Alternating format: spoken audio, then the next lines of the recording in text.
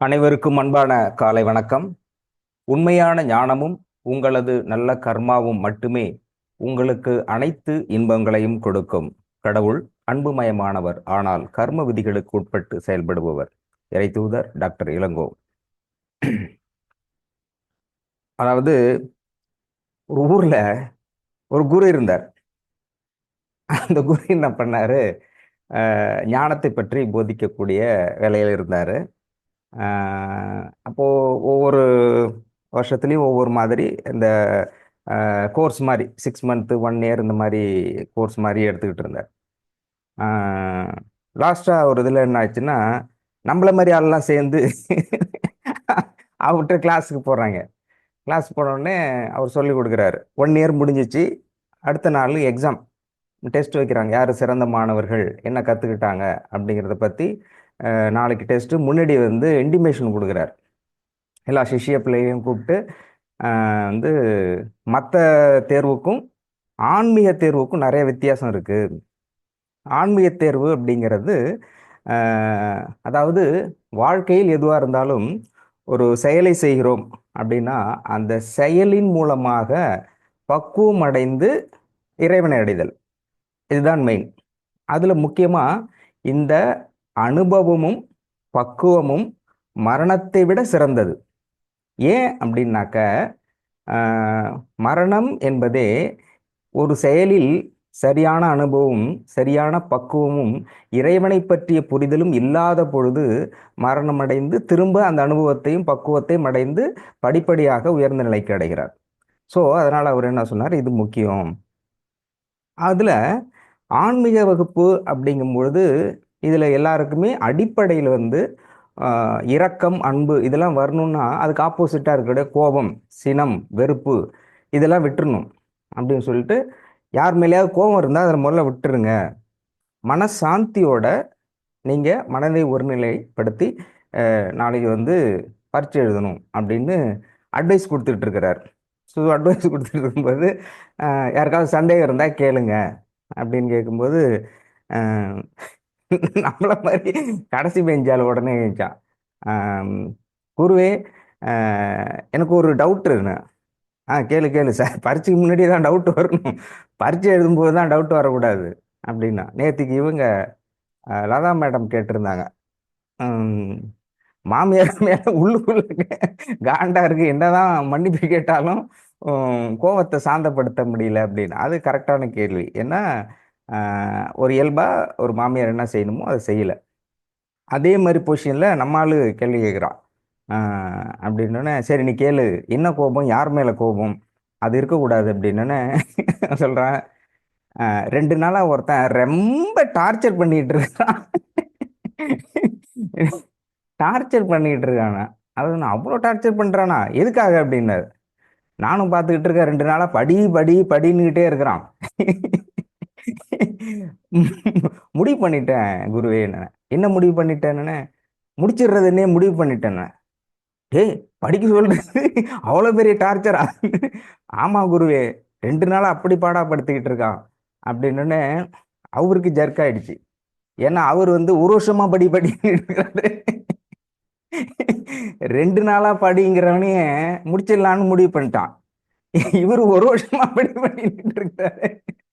அதனால குரு ரொம்ப சைலண்ட் ஆயிட்டார். சைலண்ட் ஆகி அமைதி என்ன பண்ணலான்னு யோசிச்சுட்டு இருக்கும்போது ஃபர்ஸ்ட் பெஞ்சில் இருக்கா இல்லையா, அவன் வந்து குருவே நீங்க அட்வைஸை கண்டினியூ பண்ணலாம். அவர் காண்டாயிட்டார். வாய முடுறா வானகரமே, நானே எப்படி ஆபத்துல இருந்து தப்பிக்கிறது யோசிச்சுட்டு இருக்கேன். இப்ப அட்வைஸ் என்னத்தை கொடுக்கறது? அட்வைஸ் அதெல்லாம் அட்வைஸ்லாம் இல்லை, நாளைக்கு பரீட்சையே இல்லைன்ட்டு. நாளைக்கு பரீட்சை கிடையாது உங்களுக்கு. அவங்களுக்கு உள்ளுக்குள்ள எல்லாத்துக்கும் சந்தோஷம், பறிச்சது இல்லையே, ஆனால் வெளியே முடியாது இல்லையா. அதனால ஏன் குருவே அப்படின்னா, அப்போ சொல்றாரு அவரு, இல்லை இல்லை நான் முடிவு பண்ணிட்டேன், நாளைக்கு பரீட்சை வேண்டாம். ஏன்னா 2 நாள் படினவனுக்கே அப்படி காண்டா இருக்கான். நம்ம ஒரு வருஷமா சொல்லிக்கிட்டு இருக்கோம் இதுக்கு பின் விளைவு ரொம்ப மோசமா இருக்கும் அப்படிங்கிறதுனால வேண்டாம், உங்களுடைய பக்குவம் எனக்கு புரியுது, அதனால வேண்டாம் அப்படின்னு சொல்லிருக்காரு. அப்புறம் உடனே எல்லாம் கேட்டிருக்காங்க, அப்புறம் எப்படி எங்களை தேர்ச்சி செய்வீங்க அப்படின்னு.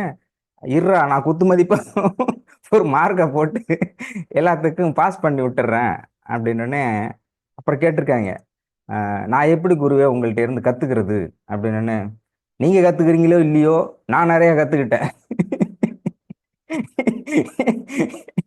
உங்களை விட நான் கத்துக்கிட்டேன். அதனால வந்து ஏற்கனவே குருவா இருந்தேன்னா, முதல்ல வீரன் அப்படிங்கிற இடத்துல கம்பீரமா இருந்தேன். வீரன் அப்படின்னா யாருன்னா, அதாவது நினைத்ததை முடிப்பவன். நம்ம என்ன நினைக்கிறோமோ அதுல கான்ஃபிடென்ட்டா இருந்து சக்சஸ் பண்ணக்கூடியவன் வீரன். ஸோ நான் ஒரு வீரனா இருந்தேன். இதெல்லாம் பார்க்கும்போது ஞானி ஆயிட்டேன் அப்படின்னாரு. இப்பதான் வந்து குரு பொசிஷன்ல இருந்து அந்த ஞானியாக மாறுகின்ற ஞான பொசிஷனுக்கு வந்திருக்கேன் அப்படின்னாரு. அது எப்படி குருவே உடனே நீங்க ஞானியா மாறுனீங்க, நீங்க கண்டுபிடிச்சீங்க என்னன்னா? ஒரு ஞானி அப்படின்னாக்க நடப்பதை முன்கூட்டியே அறிபவன் ஞானி. இந்த மாதிரி இவங்களுக்கெல்லாம் பிடிக்காத ஒண்ணு இம்ப்ரெஸ் பண்ணிக்கிட்டே இருந்தா என்ன நடக்குங்கிறத எனக்கு யோசனை வந்துருச்சு. அதனால எனக்கு ஞானமும் வந்துருச்சு. ஸோ ஹைலைட்டா என்ன பண்ணணும்னா, நீங்க இது மட்டும் தெரிஞ்சுங்க. அனுபவம் அப்படிங்கிறது ஒரு செயலை செய்கின்ற பொழுது நாம் பெறுகின்ற அறிவு. அதுதான் அனுபவம். அனுபவம் ஃபார் எக்ஸாம்பிள் எடுத்துட்டாக்க, இப்போ சம்பாதிக்கணும் அப்படின்னு ஒரு கோர்ஸ் இருக்குன்னா, எப்படி போயிட்டு ஒரு வேலைக்கு போறது, சம்பாதிக்கிறது, இதெல்லாம் சம்பாதிக்கிறது கொரோனா நேரம் அனைவருக்கும் கொரோனா நேரம் அந்த மாதிரி எதையோ ஒண்ணு. பட்டு ஆசிரியர்கள் அப்படின்னா தண்டிக்கக்கூடிய பொறுப்பு இருக்கு, இதெல்லாம் இருக்கு. இப்போ உள்ள கேரக்டருக்காக அது சொல்லப்பட்டது. அத அதனால இது அரசியலோ மற்ற இதை எடுத்துக்கூடாது. ஆசிரியர்கள்னா மாணவர்களிடம் இப்போ ஆசிரியர்கள் நிறைய கத்துக்கிட்டு இருக்காங்க அப்படிங்கிறத அந்த ஞானி உணர்ந்து கொண்டார். அப்போ இப்போ பணம் சம்பாதிக்கிறது அப்படிங்கிறது ஒரு வகையான அறிவு. இப்ப சம்பாதிச்ச பிறகு அதை அதுக்கப்புறம் பக்குவம் என்பது அதை எப்படி செய்ய வேண்டும், ஒரு வேலைன்னா அதை எப்படி செய்யணும், எப்படி செய்யக்கூடாது, எங்கு எதை செய்ய வேண்டும் அப்படிங்கிற ஒரு அனுபவத்தினுடைய மன முதிர்ச்சிக்கு பெயர் தான் பக்குவம். அப்போ ஆன்மீகம் என்பது படிப்படியாக ஒரு செயலை தவறோ அல்லது சரியோ செய்கின்ற பொழுது ஒரு அனுபவம் ஏற்படுகிறது. அந்த அனுபவம் என்பது நன்மையை நோக்கியே, பிறருக்கு நன்மை செய்வது நோக்கியே இருந்து கொண்டிருக்கின்ற பொழுது, அதன் மூலம் இறைவனை பற்றி அறிதலும் புரிதலும் இருக்கின்ற பொழுது அந்த அனுபவம் என்பது பக்குவமாகிறது. பக்குவத்தின் மூலமாக இறைவனை அடையலாம். இது சொல்றாரு. நேத்துக்கு இன்னைக்கு நான் ஏன் வந்து எடுத்த உடனே கதையில ஆரம்பிச்சேன்னா அதுக்கு ஒரு கதை இருக்குது. ஏன்னா எடுத்த உடனே கதை எடுத்த உடனே நம்ம வந்து ஏதோ கருத்து கருத்து சொல்லி ட்ரை பண்ணலான்னு தான் முயற்சி பண்ணுவோம். இரண்டு என்னன்னா, முந்தா நாத்து ஒரு அம்மா ஃபோன் பண்ணாங்க. ஃபோன் பண்ணிட்டு, சார் இந்த கதை சொல்றீங்கல்ல, கடைசிக்கு பதிலாக முதல்ல சொல்லிடுங்க. என்ன, எதுக்குமா முதல்ல சொல்லணும் அப்படின்னா, இல்லை இல்லை எங்க வீட்டில் ஒரு பிரச்சனை வருது, நம்ம கதைக்கும் வீட்டில் கலவரத்துக்கும் சம்மந்தம் இல்லையே அப்படின்னா. ஆமா சார், தயவு செஞ்சு அதை முன்னாடி சொல்லிடுங்கண்ணே. சரி, நான் கதை மட்டும் சொல்லிட்டேன், கருத்து கருத்தெல்லாம் நிறைய வருமேம்மா, அதெல்லாம் நான் கவனிக்கிறது இல்லை, கதை மட்டும் வருதான்னு தான் பார்க்குறேன். அப்படியா, ஏன் அப்படின்னா அவங்க என்ன பண்ணியிருக்காங்க, வீட்டில் 5 மணிக்கு நம்ம கிளாஸ் ஆரம்பிக்குதா, கிளாஸ் ஆரம்பிக்கும் போது சமைக்க ஆரம்பிக்கிறாங்க. சமைக்க ஒரு தடவை என்ன பண்ணிட்டாங்க, பால் குக்கரில் பால் எடுத்துட்டு போய் ஸ்டவ்வில் முதல் சிம்மில் வச்சுட்டாங்க. பற்ற வைக்கிறது 2வது சிம்மில் பற்ற வச்சுட்டாங்க. முதல் சிம்ல பால் குக்கரும் 2வது சிம்ல பற்ற வச்சுட்டு வந்து உக்காந்துருக்காங்க. அவர் வீட்டுக்காரர் எழுந்துச்சு உட்காந்துருக்காரு. 5 நிமிஷம் ஆச்சு, 10 நிமிஷம் இன்னொன்னு ரெடி ஆகலையாண்ணா, இருங்க விசில் வரட்டும். 10-15 நிமிஷம் போயிட்டு இருக்கு, விசிலே வரல. அதாவது விசிலும் வரல, சத்தமும் வரலையும். அந்த மாதிரி டெக்னிக்கலா பதில் சொல்லிருக்கு. இப்பெல்லாம் மழை பெஞ்சிட்டு இருக்கு, கொஞ்சம் லேட்டா தான் விசில் வரும், பொறுமையா இருங்க. 1/2 மணி நேரம் கிட்டத்தட்ட ஆச்சு. அவரு, நீ என்னதான் பண்ணிட்டு இருக்கு, இது 5 நிமிஷத்துலயே விசில் வரும், 1/2 மணி நேரம் விசில காணுமேன்ட்டு அவர் உள்ள போயிருக்காரு. உள்ள போய் பார்த்தா அது பட்டி அது தனியா எரிச்சிட்டு இருக்கு, பால் பட்டியே தனியா இருக்குது. அப்புறம் அவர் சொல்றாரு, இன்னைக்கு ஒரு நாள் ஆனாலும் சரி பால்லாம் விசில் அடிக்காது, கேஸ் தான் காலி ஆகும் இருக்காரு. அந்த அம்மா எதுக்குன்னா, வந்து பாருன்னா வந்து பார்த்து ஐயோ அது இருக்கு. அந்த அம்மா ஏன் இடையில வரலன்னா, அப்புறம் நான் சொன்னேன், இடையில போய் பார்க்க வேண்டியதம்மா, நான் பார்ப்பேன் சார், டாக்டர் வரும்போது நீங்க ஒரு பிரேக் விடுவீங்க, அந்த மாதிரி போயிடுச்சு, இது இடைவேளைக்கு பிறகு நினைச்சு டாக்டர் வரும்போது நம்ம ஒரு 2 நிமிஷம் டைம் கொடுப்போம் இல்லையா, அந்த டயத்துல போய் இதெல்லாம் பார்த்துட்டு திரும்ப வந்து உட்காந்துக்குது. அதுக்கப்புறம் சரி, அதான் முடிஞ்சு போச்சு. அப்புறம் நீங்க ப்ரிகாஷனா தானே இருக்கிறீங்க. அப்புறம் கரெக்டா ஸ்டவ் வைக்க வேண்டியதானா திரும்ப சொன்னிச்சு. இல்ல சார், 2வது இதை விட ஒரு பெரிய பிரச்சனை நடந்துச்சு. திரும்ப வந்திருக்கு. அப்போ வந்து என்னன்னா, இது காலையில எங்கேயோ கிளம்புறாங்க போல இருக்கு. இந்த சாப்பாடு இருக்கு இல்லையா, வெஜ் ரைஸ் வெஜ் ரைஸ் செய்கிறாங்க. அது மாதிரி வச்சுட்டு கரெக்டாக 1வது ஸ்டம்பில் வச்சு பற்ற வச்சுட்டு உட்காந்துருக்காங்க. உட்காந்த உடனே கேட்டுகிட்டே இருக்காங்க. அன்னைக்கு எதுவும் சண்டே நினைக்கிறேன், ஐ திங்க் ஸோ. டாக்டர் எதுவும் வரல போல இருக்கு. என்ன பேசிக்கிட்டு இருந்தோன்னே இவங்க பிரேக் விடுன்னு நினச்சிக்கிட்டு இருக்காங்க. டாக்டர் வரல, நம்ம எப்படி பிரேக் விட முடியும்? கண்டினியூவாக போயிட்டு இருக்கு. போயிட்டு இருந்தோடனே கொஞ்ச நேரத்தில் அது விசில் அடிச்சிருக்கு, இவங்களுக்கு காதில் விழல. அப்புறம் என்ன பண்ணாங்க, அது வந்து விசில் அடிச்சு அது சுமல் வர ஆரம்பிச்சிருச்சு. சுமல் வர ஆரம்பிச்சு கருக ஆரம்பிச்சிருச்சு. கருக ஆரம்பிச்சுன்னு அவர் ஹஸ்பண்ட் தூங்கிட்டு இருக்கவரே இருந்துச்சு. இன்னும் சுமல் அடிக்கிற மாதிரி இருக்கே, எதுக்கு நீ போய் பாருன்னு. அது வந்து போய் பாருன்னா சமையல் கட்டில் தானே போய் பார்க்கணும். இந்த மாதிரி வந்து வெளில போய் நின்று ஜன்னல் எட்டி பார்க்குது. பக்கத்து வீட்டில் ஏதாவது சுமல் அடிக்குதா, பக்கத்து வீட்டில் யாராவது வச்சிருக்காங்களான்னு பார்த்துட்டு ரொம்ப சுமல் அதிகமானோடனே அந்த அம்மா கமெண்ட் கொடுத்துருக்கு. பாரு, காலங்காத்தால எஞ்சி சோறாக்கரன்ட்டு உட்காந்துருக்காளுக, அடுப்புல வந்து வச்சது கருகுதுன்னு தெரியாம கூட உட்காந்துக்கிட்டு டிவி பார்த்துக்கிட்டு இருக்காளோ, இவெல்லாம் என்னத்த சொல்றது. திரும்ப கேட்டுக்கிட்டு உட்காந்துருக்காங்க. அப்புறம் அவரு ஏஞ்சி உள்ள போய் பார்த்துருக்காருன்னா கருகிட்டு ஒரே புகையா வந்திருக்கு. அவர் சொல்லிட்டாரு, இனிமே உனக்கு செல்லும் கிடையாது, ஒன்றும் கிடையாது. முதல்ல செல்போன் ஆஃப் பண்ணிட்டு எதையும் காலை மேலே கேட்ட சமையல் முடிச்சு சாப்பிட்டதுக்கு அப்புறம் தான் உனக்கு செல்லே கையில் வரும்னு இருக்காரு. அப்புறம் தான் ஃபோன் பண்ணாங்க. இங்கே அது பேசும்போது இந்த கதை இருக்குல்ல, அதை வந்து முதல்ல சொல்லிடுங்க அப்படின்னு. நான் சொன்னேன், ஒரு 2 நாளைக்கு அதை சொல்லிடுறேன். நம்ம கதை சொல்கிற டாப்பிக்கில் வரல, ஏதாவது ஒன்று கருத்து சொல்லணும்னு முயற்சி பண்ணுறோம். டாக்டர் வந்ததுக்கப்புறம் அதை மட்டும் கேளுங்க அப்படின்னேன். ஓகே. அப்படின்னா கதைகள் மூலமாக ஒரு விஷயத்தை மிக எளிதில் சென்றடைய முடியும், எடுத்து செல்ல முடியும். அப்படிங்கிறதுனால இடையில வந்து நம்ம சொல்றது. அதுல மிக முக்கியமாக ஆன்மீகம் அப்படிங்கிறது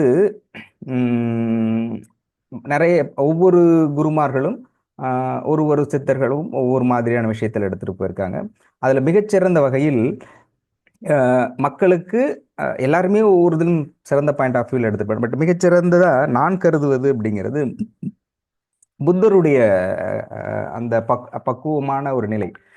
புத்தர் என்ன சொல்றாருன்னா, ஆன்மீக செய்தியாக இருந்தாலும் அல்லது எந்த ஒரு செய்தியாக இருந்தாலும் மக்களிடம் எடுத்து செல்கின்ற பொழுது மக்களினுடைய மொழியில் மக்கள் புரிந்து கொள்கின்ற வகையில், நம்ம பெரிய ஜீனியஸாக கூட இருக்கலாம், பட் அவங்கள்ட்ட சொல்லும்போது அவங்களுடைய மொழியில் அவர்களுக்கு தெரிந்த மாதிரி அவர்கள் சொல்வதை முதலில் ஏற்றுக்கொண்டு பிறகு அவர்களுக்கு சொல்லுங்கள் அப்படின்னு சொல்லிட்டு அதில் முதலாவதாக உணவு கொடுத்தல் அப்படிங்கிறதுல அதில் ஹைலைட்டாக வந்து வள்ளலார் சுவாமிகள் பண்ணுவாங்க. ஸோ இது தொடர்பாக தான் நம்ம வந்து எடுத்தோடனே ஓப்பன் ஃபாரமில் டிஸ்கஷனில் நம்ம கொண்டு வந்திருந்தோம். அப்போது டிஸ்கஷன் இருக்கும்போது அன்னைக்கு ஒரு நாள் தான் ஆரம்பித்தோம். ஒரு நாளில் சொல்லி முடிக்கலான்னு முயற்சி பண்ணியிருந்தோம். அந்த வெற்றி அப்படிங்கிறத பற்றி. வெற்றி அப்படிங்கிறதுல பல்வேறு விதமாக ஒவ்வொருத்தரும் ஒரு பாயிண்ட் ஆஃப் வியூவில் சொல்லிக்கிட்டு இருந்தாங்க. ஸோ அதில் அந்த கருத்தியில் கடைசியாக முகேஷ் அப்படிங்கிறவர் பேசும்பொழுது வெற்றியிலங்கிறது ஓஷோவோட கோர்ஸ் சொல்கிறார். இப்போ திரும்பவும் அந்த இது வந்துட்டு வெற்றியோட ஃபைனல் ஃபார்முலா, வெற்றி என்றால் என்ன என்பதை பற்றியும் அதுக்கான சூத்திரம் அப்படிங்கிற formula, what is the formula of வெற்றி, வின்னிங் அப்படிங்கிறத பற்றியும் நிறைய பேர் அன்னைக்கு சொல்லியிருந்தாங்க. பவானி மேடம் கூட, பவானி இன்னொரு 3 பேர் கிட்டத்தட்ட சொல்லலாம் ட்ரை பண்ணாங்க. அப்புறம் டாக்டர் வந்ததுனால அந்த செஷன்ஸ் அப்போது நிறுத்திட்டோம். ஸோ இப்போது அதை கண்டினியூ பண்ணோம். வெற்றிக்கு ஃபார்முலா, ஏன்னா அது தெரிஞ்சாக்க நம்ம எல்லாமே சக்ஸஸ் பண்ணிடலாம். எந்த ஒரு விஷயமா இருந்தாலும், படிக்கிறதா இருந்தாலும், வேலைக்கு போராட்டம், குடும்ப உறவுகளாகட்டும், ஒவ்வொரு செய்தி ஒவ்வொரு செயலும் வெற்றியை நோக்கி தான் பயணப்படுகிறது. அப்போ வெற்றி அப்படிங்கிற ஃபார்முலா, இது செஞ்சால் வெற்றி அடையலாம் அப்படின்னா நிறைய விஷயங்கள் பேராசிரியரோட சொல்லியிருந்தாங்க, ஒவ்வொருத்தரும் சொல்லியிருந்தாங்க. என்ன, இதை செய்தால் வெற்றி, விடாமுயற்சி இருந்தால் வெற்றி அப்படிங்கிற விஷயங்கள் நிறைய சொல்லியிருந்தாங்க. அப்போது வெற்றிக்கான அடிப்படை காரணம், என்ன செய்தால் வெற்றி அடைய முடியும், அதுக்கு இந்த ரூட்டில் போனால் கரெக்டாக பிடிச்சிடலாம் சார் அப்படின்னா, உங்களுக்கு யாராவது என்ன ஃபார்முலா, இல்லை எனக்கு இந்த மாதிரி நான் செஞ்சு தொடர்ச்சியாக அதை செஞ்சால் நான் சக்ஸஸ் பண்ணுவேன் அப்படின்னு சொன்னால் நீங்கள் எதை சொல்ல முடியும் அப்படிங்கிறத ஷேர் பண்ணிங்க. அவர் கடைசியாக சொன்னதுங்கிறது ஓஷோ சொன்னதில், அதாவது பாஸ்ட்டும் இல்லை, இறந்த காலம் எப்படி அப்படிங்கிறது ஒன்றும் இல்லை, எதிர்காலம் அப்படிங்கிறதுல பி ப்ரெசன்ட் அப்படிங்கிற விஷயத்த சொல்லி நிறைவு செஞ்சிருந்தாரு. ஸோ இது தொடர்பாக உங்களுடைய கருத்துக்கள், வெற்றி அப்படின்னா என்ன, எப்படி வெற்றி பெற வேண்டும் அப்படிங்கிறதும், அதில் உங்களுடைய புரிதல் அப்படிங்கிறத பற்றியும் யாராவது கருத்து தெரிவிக்கலாம் ஒவ்வொருத்தரா. அன்னைக்கு நிறைய பேர் சொல்லிருந்தீங்க. அன்பார்ச்சுனேட்லி எல்லாருடைய கருத்தும் கேட்க முடியல. எனிபடி?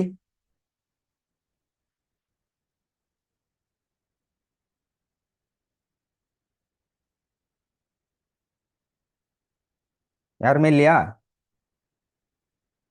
ஆ, மீட் பண்ண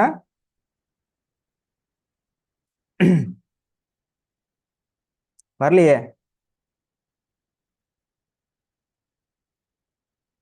பாப்அப் மெசேஜ் போடுங்க. ஓகே.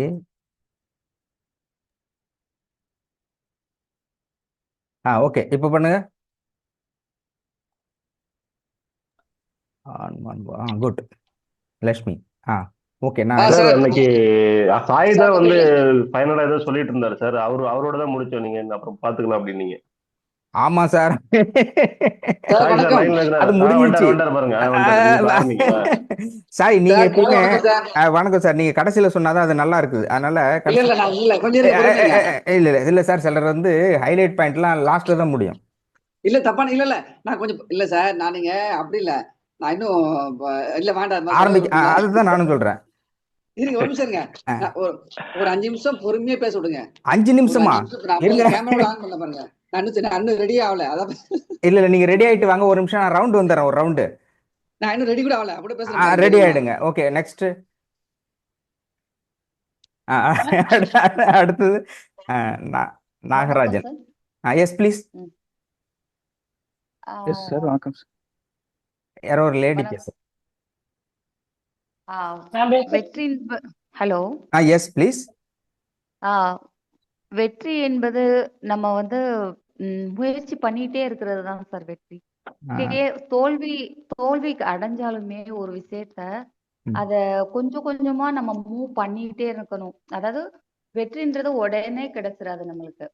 நம்மளுடைய தேவைகள் வந்து சின்ன சின்ன விஷயங்கள் மூலியமா நம்ம மூவ் பண்ணாலே நம்மளுக்கு கிடைச்சிரும். அதாவது கஷ்டப்பட்டு தான் கிடைக்கணும் இல்ல. இப்போ ஒரு விஷயம் வந்து நம்ம வெற்றி பெறணும்னா அதுக்குரிய டயத்தை ஒதுக்கி அதை 1 hour பண்ணா போதும், இல்ல 1/2 hour பண்ணா போதும். அதுவே நம்மள மூவ் பண்ணி எடுத்துட்டு போயிடும். அதான் என்னுடைய அனுபவத்துல கொஞ்சம் கத்துக்கிட்டது. நீங்க எத்தனை நாள் நீங்க வந்துகிட்டு இருக்கீங்கம்மா? இப்போ ஒரு 2 நாளா வந்துட்டு இருக்கேன் சார். கரெக்டா 2. நேத்திக்கு நேத்து முந்தா நாத்து, நேத்திக்கு இன்னைக்கு இல்லையா? நேத்து அட்டன் பண்ண முடியல. நேத்து அட்டன் பண்ண இன்னைக்கு முடியலங்கிறது எனக்கே தெரியும். ஆனா நீங்க முந்தா நாத்து அட்டன் பண்ணீங்கிறது எல்லாத்துக்கும் தெரியும். ஆமா சார். எப்படி? ஏன்னா நீங்க பார்த்திருப்பீங்க. போடுற போர்லாம் 6 அடிச்சுக்கிட்டு இருந்த ஓப்பனிங் பேட்ஸ்மேனே நீங்க தான். ஐயோ. கரெக்டா? கேள்விகள் நீங்க தானே, தெரியல சார். அர்த்தராணி நீங்க தான் நினைக்கிறேன்ல. ஆமா சார். அதனால நீங்க ஓப்பனிங் அதுல எனக்கு தெரிஞ்சு இந்த இடத்துல விடாமுயற்சிங்கிறதுலாம் இந்த பாயிண்ட் ஆஃப் வியூல ஆகட்டும். ஏன்னா வாரக்கணக்கில் மாச கணக்குலாம் கேள்வியே கேட்கல. அன்னைக்கு தான் என்ட்ரி ஆனி அன்னைக்கே 6 அடிச்சிங்கும் போது இந்த இடத்துல விடாமுயற்சிங்கிறது ஃபெயிலியர் ஆயிடுச்சு. ஸோ முயற்சி பண்ணா உடனே கூட வந்துடும் அப்படிங்கிறது உங்க இதுல கரெக்டா இருக்கு இல்லையா? விடாமுயற்சி ஆமா சார். அது ஒவ்வொரு நாளா பண்ணணுமே தவிர, என்னுடைய கருத்து ஒவ்வொரு நாளுமே பண்ணணுமே தவிர உடனே கிடைக்காது அப்படின்றதுதான். ஒரு சில பாயிண்ட்ல வந்து நம்மளுக்கு வந்து லக்கா இருந்தா கிடைக்கிறதுக்கு சான்சஸ் இருக்கும் இல்லையா? Very good. லக், அதாவது அதிர்ஷ்டம். அதிர்ஷ்டம் இருக்கணுங்கிறீங்க. இப்போ உங்க பாயிண்ட் ஆஃப் வியூல வந்துறீங்க. எனக்கு அதிர்ஷ்டம் இருக்கியா நம்ம கிடைச்சிருச்சுன்னு.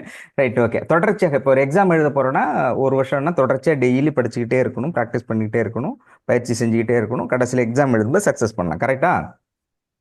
Yes sir. நன்றிம்மா. என்ன ஊர்மா, எங்கேருந்து பேசுறீங்க நீங்க? நான் துபாயில இருந்து பேசுறேன். துபாயில இருந்தா? ஓகே. நன்றி. இப்போ அங்க டைம் என்னம்மா? இப்போ டைம் 4 மணி ஆகுது. மதியமா? 3:29. மதியம். இல்ல இல்ல, காலையில காலையில். காலையில 4 மணி. 1.5 மணி நேரம் டிஃப்ரெண்ட் பேக். Okay, right. நன்றி ஆஹா. நன்றி. உங்களுடைய கேள்விக்கு நன்றி, புரிதலுக்கு நன்றிம்மா. ஓகே. எஸ். வணக்கம் சார். வணக்கம். வணக்கம் சார். வணக்கம். குணசீலன். குணசீலன். திருச்சியிலிருந்து குணசீலன். ஓகே. ஆமா சார். ஆ விடாமுயற்சியும் அயராத உழைப்பும் தொடர்ந்து இருந்தா வெற்றி உண்டு சார். அதுக்காக நம்ம பாடுபடணும் சார். அப்பதான் சார் வெற்றி கிடைக்கும். எப்படி ஓகே ஒரு எக்ஸாம் எப்படி ப்ரிப்பேர் பண்ணி எப்படி நம்ம எக்ஸாம் எழுதுறோமோ ஆ அது எப்படி வெற்றி கிடைக்குதோ அதே மாதிரி தான் விடாமுயற்சியும் அயராத உழைப்பும் இருந்தா கண்டிப்பா வெற்றி அடைய வழி உண்டு சார். ஓகே நன்றி நன்றி ரொம்ப நன்றி. நான் தொடர்ச்சியாக லைவ்ல வந்து பார்த்துட்டு லைவ்ல வந்து வீடியோவில் வர்றவங்கள நிறைய பேரை பார்க்க முடிஞ்சது. சார் வந்து டியூட்டி நீங்கள் கரெக்டாக காலையிலேயே ஃபர்ஸ்ட்லேயே வந்துடுறீங்க, முழுமையாக இருக்கிறீங்க. ஸோ உங்களுக்கு ஏஜ் என்ன சார் இருக்கும்? 63 சார். 63 வயதுல கூட 70 வயது அந்த ஏஜ்ல இருந்தாலும் கூட அவ்வளோ ஏர்லியராக எழுந்துச்சு ஃபுல் அண்ட் ஃபுல் ஓப்பனிங்லேருந்து எண்டு வரையும் உட்காந்து அதை கவனித்து அதை ஃபாலோ பண்ணக்கூடியவர்களாக இருக்கிறதுல ரொம்ப நன்றி. ரொம்ப மகிழ்ச்சியாக இருக்குது. ஓகே நீங்கள் சொல்கிறது கரெக்டு தான். எங்களுக்கு தான் சார் சந்தோஷம். நீங்க ஒவ்வொரு இது கிளாஸ் நடத்துறது எங்களுக்கு தான் சார் மகிழ்ச்சி. நீங்க நடத்துறது நீங்க டாக்டர் ஐயா சொல்றது எல்லாமே வந்து எங்களுக்கான ஒரு இதுதான். நாங்க உங்க கிளாஸ்க்கு வர்றதுனால வந்து எங்களுக்கு தான் சார் பலன். Okay okay. இப்போ என்னதான் நம்ம இருந்தாலும் அதை கேட்குறவங்க இருக்கு இல்லையா, ஆமாங்க சார். அதுவும் முக்கியமானதுக்கு கெட் டுகெதர் ஒருத்தர் இணைந்து செய்யும்போது தான் ஒரு வெற்றிங்கிறது அடுத்த கட்டத்தை நகர்வு இருக்கிறது. நன்றி, சரிங்க. கருத்துக்கள் சரி, நன்றி. வேற சார் வேற வணக்கம். வணக்கம் வணக்கம். கரூர்ல இருந்து லதா பேசுறேங்க சார். மேடம் வணக்கம், எப்படி இருக்கீங்க? நல்லா இருக்கேங்க சார். Very good. வெற்றிக்கான ரகசியம் வந்து தன்னம்பிக்கை அதிகமா இருக்கணுங்க சார். தன்னம்பிக்கை இருந்தா மட்டும்தான் நம்ம அடுத்த இலக்கை நோக்கி போக முடியும். வெற்றி அப்படின்னா முயற்சி பண்ணிட்டே இருந்தாலும் நாளைக்கு பண்ணிக்கலாம்னு தள்ளி போடாம இன்னும் அதிகமா நம்மளோட முயற்சிகள் வந்து அதிகமா இருக்கணுங்க சார். வந்த போதுல நானே ஹாஸ்பிட்டல் டயாலிஸ் போகும்போது மட்டும்தான் காலைல சீக்கிரமா எழுந்திருப்பேன். அதுக்கப்புறம் நம்ம குரூப்ல சொன்ன மாதிரி பாதி தூக்கத்திலேயே கேட்பேன். இப்ப நல்லா நான் ப்ரிப்பேர் ஆயிட்டேன். அப்ப என்னோட கான்பிடென்ட் தன்னம்பிக்கை இருக்கிறதுனால நான் அடுத்த ஸ்டேஜுக்கு வந்துட்டேன் சார். இதுக்கு உதாரணம் பண்ணி. Okay thank you sir. ஓகே. நம்பிக்கைக்கும் தன்னம்பிக்கைக்கும் என்ன வித்தியாசம்? நம்பிக்கை அதெல்லாம் தன்னம்பிக்கை புரியல. ரெண்டுமே ஒரே இதுதான் சார். ரெண்டும் ஒண்ணுதான் சார். ஏன் சார் குழப்பிறீங்க? நாமளே தெளிவா இருக்கோம். ரைட் ஓகே சார் யாரோ சொன்னதை நம்புறது நம்பிக்கை சார். நம்ம அனுபவத்தை வச்சு இல்ல நம்மளே நம்புறது தன்னம்பிக்கை சார். எங்க மூல வாய வீடியோல வாங்க தலைவர், எங்க ஆள காணோம்? வீடியோல இருக்கீங்களா? இந்த மாதிரி எல்லாம் வீடியோ ரைட் நன்றி. அது யாராவது சொன்னவன் அதான் என் நம்பிக்கை, நாமளே சொன்னதான் நான் தன்னம்பிக்கை. Very good very good. Okay. நம்மளுடைய அப்துல் கலாம் வந்து சொல்லுவாரு, கையே இல்லாதவனுக்கு கூட எதிர்காலம் இருக்கிறது, நீ வந்து உன்னுடைய தன்னம்பிக்கையை மட்டும் வச்சு நீ முயற்சி பண்ணு அப்படின்னு சொல்லுவாங்க சார். ஓகே. இங்க அடிச்சு எங்கெங்க போறீங்களே. Okay teacher. சரி ஓகே சார். காலை வணக்கம். காலை வணக்கம் சார். காலை வணக்கம் சார். வணக்கம் வணக்கம் சார். வாங்க வாங்க. நீங்க கடைசி ரவுண்ட்ல வருவீங்கன்னு பார்த்தா வாங்க சொல்லுங்க. வீடியோ நான் அப்புறம் ஓபன் பண்றேன் சார். நீங்க சொல்லு. நான் இப்ப கேள்வி கேட்கறேன். இது தன்னம்பிக்கைக்கும் நம்பிக்கைக்கும் என்ன வித்தியாசம்? என்ன சார் சொல்றீங்க? தன்னம்பிக்கைக்கும் நம்பிக்கையும் என்ன வித்தியாசம்? அதான பெரிய என்ன வித்தியாசம்? எழுத்த மாத்தி ஈத்து போட்டு வச்சுட்டு ஏன் சார் எல்லாம் ஒண்ணுதான் சார். நம்பிக்கைக்கும் தன்னம்பிக்கையும் இருங்க. நம்பிக்கை என்பது நாம பிறர் மேல் வைக்கிற நம்பிக்கையும் அது நம்பிக்கைன்னு சொல்லலாம். அதாவது நீங்க லோன் எடுத்தா நீங்க குடுப்பீங்கன்னு சொல்லிட்டு குடுக்குறான் பாருங்க பணம், அது நம்பிக்கை. குடுக்காம போயிடுறான் பாரு, அது தன்னம்பிக்கை. இருங்க. நாம நம்மள நம்பி வேலை பாக்குறோம் பாருங்க, அது தன்னம்பிக்கை. நாம நம்மள நம்பி தொழில் தொடங்க, அது தன்னம்பிக்கை. நாம நம்மள நம்பலன்னா அது தன்னம்பிக்கை. நாமளே நம்மள நம்பினா நம்பிக்கை. நாமள நம்பினா தன்னம்பிக்கை. மத்தவங்க நம்மள நம்புறாங்க பாருங்க, அது நம்பிக்கை. மத்தவன் நம்புறான் பாரு, சரிங்களா? அவனை சொல்லுமியா நம்பி கொடுக்குறான் பாரு. ரைட் ஓகே ரைட் நன்றி. அடுத்தது சரி ஓகே, விஷயத்துக்கு வந்துடுறேன். இன்னும் வரலையா? சரி, வெற்றிக்கு வந்து வெற்றினா என்ன கேக்குறீங்க? சரி ரைட் ஓகே. வெற்றி என்பது நீங்கள் வந்து பாதையை தேர்வு செய்வது. சரி, அதாவது நீங்க உங்களுடைய பாதையை தேர்வு செய்வது, அதாவது தேர்ந்தெடுக்கிறது. உதாரணத்துக்கு உதாரணம் இல்ல வெற்றி அவ்வளவு பாயிண்ட். வெற்றி பாதையை தேர்ந்தெடுக்கிறது இல்லையா? வெற்றி என்பது நீங்க பாதையை இலக்கை தீர்மானித்து விட்டால் வெற்றி 50% உறுதி. Okay good. பாக்கி 50% அடுத்தவங்க சொல்லுங்க. ஓவர். அடுத்தவங்களுக்கு வாய்ப்பு கொடுப்போம். அப்போ பாதையை தேர்ந்தெடுக்கிறது தான் வெற்றி இல்லையா? ஆமா. நன்றி. ஓவர். அடுத்தது நம்ம கர்ம சிகிச்சையில வந்து சேர்றதே முதல் வெற்றி சார். ஓகே. அதாவது நம்ம கையில கிறிஸ்டல் வந்துச்சுன்னா அது நம்ம ரெண்டாவது என்ன விஷயம். நல்ல நல்ல விஷயம் கேட்டா அது கிடைச்சிடும். அது ம் வந்து ம் ரெண்டாவது வெற்றி. ம் இப்ப வந்து எந்த பிரதிபலனும் எதிர்பார்க்காம பணம் வாங்காம நமக்கு டாக்டர் சார் வந்து காலையில எழுந்து உட்கார்ந்தோடனே நம்மளுக்கு நல்ல விஷயங்களை சொல்றாங்களா, அது கூட அது ஒரு வெற்றி சார். ம் அதுக்கு அடுத்தது சித்தர்கள்லாம் நமக்கு வந்து நம்ம முன்னேற்றத்துக்காக நம்ம கர்மாவை கழிக்கணும், நம்ம வாழ்வுல மேன்மைப்படணும்ட்டு அவங்க வந்து முழு முயற்சியா இருக்காங்க. அது ஒரு வெற்றி சார். ம் இப்ப வந்து நம்ம பணம் கிடைக்கணும், நம்ம எல்லாரும் நல்லா சந்தோஷமாவும் ஆரோக்கியத்தோடையும் ம் அப்புறம் ஒவ்வொன்றும் நல்ல நம்ம என்ன நினைக்கிறோமோ அது நடக்கின்ற பொழுது அது வெற்றியா கருதுறோம். அவ்வளவுதான். ஆமா சார், ஆமா ரைட், சார். ஓகே, நன்றி. அது ஓகே, வந்து நன்றிம்மா, நன்றி. நான் எதற்காக இந்த கேள்வி வெற்றியை பற்றி கொண்டு வந்தேன்னா, 48 நாள் வந்து டாக்டர் வந்து செய்யணும் அந்த விளக்கேற்றுதல் அப்படிங்கிற விஷயத்த சொல்லியிருந்தாங்க. நிறைய விஷயங்கள் சொல்லிட்டு இருக்கிறாங்க. அப்போ சொல்லிட்டு இருக்கும்போது அதோட எண்ட் பாயிண்ட்ல சக்சஸ் அப்படின்னு முடிக்கும் பொழுது நீங்க நினைச்சது உங்களுக்கு நடந்திருக்கா அப்படிங்கும்போது மன்னிப்பு கேட்கறது, மன்னிப்பு கொடுக்கறது, சேரிட்டி பண்றது, இந்த விஷயங்கள் டாக்டர் தொடர்ச்சியா சொல்லிட்டு இருக்கிறாங்க. அதுல ரிவ்யூ கேட்கும் பொழுது அப்போ சொல்லுவது டாக்டர் ஒருத்தர் ஒரே நேரத்தில் ஒரு விஷயத்த சொல்றாரு, அது கேட்கறது நிறைய பேர் கேட்குறாங்க. அப்போ ரிசல்ட் வருது அப்படிங்கும்போது அப்போ எல்லாருமே மன்னிப்பு கேட்குறாங்க, எல்லாம் ஃபாலோ பண்ணுறாங்க, எல்லாம் மன்னிப்பு கேட்குறாங்க. அப்போ எல்லாருக்குமே ஒரு ரிசல்ட் வரணும். ஸோ நான் அது மன்னிப்பு கேட்டேன், எனக்கு இது நடந்திருக்கு, மன்னிப்பு கொடுத்தேன், இது நடந்திருக்கு, சேரிட்டி பண்ண இது நடந்துட்டு இருக்கு. அப்போது எல்லாருக்குமே ரிசல்ட் வந்திருக்கணும். ஆனால் ஒரு சிலருக்கு மட்டும் ரிசல்ட் வருது, ஒரு சிலருக்கு வரல. ஒவ்வொருத்தருக்கும் ஒவ்வொரு மாதிரியான ரிசல்ட் வருது. அப்போது அந்த இடத்துல சக்ஸஸ் அப்படிங்கிறது டிஃப்ரெண்ட்டாக இருக்குது. அப்போது கரெக்டாக ஃபாலோ பண்ணால் எப்படி சக்ஸஸ் ஆக முடியும்? அப்போ அதுக்காக தான் பேசிக் கொஸ்டின் கேட்டேன்.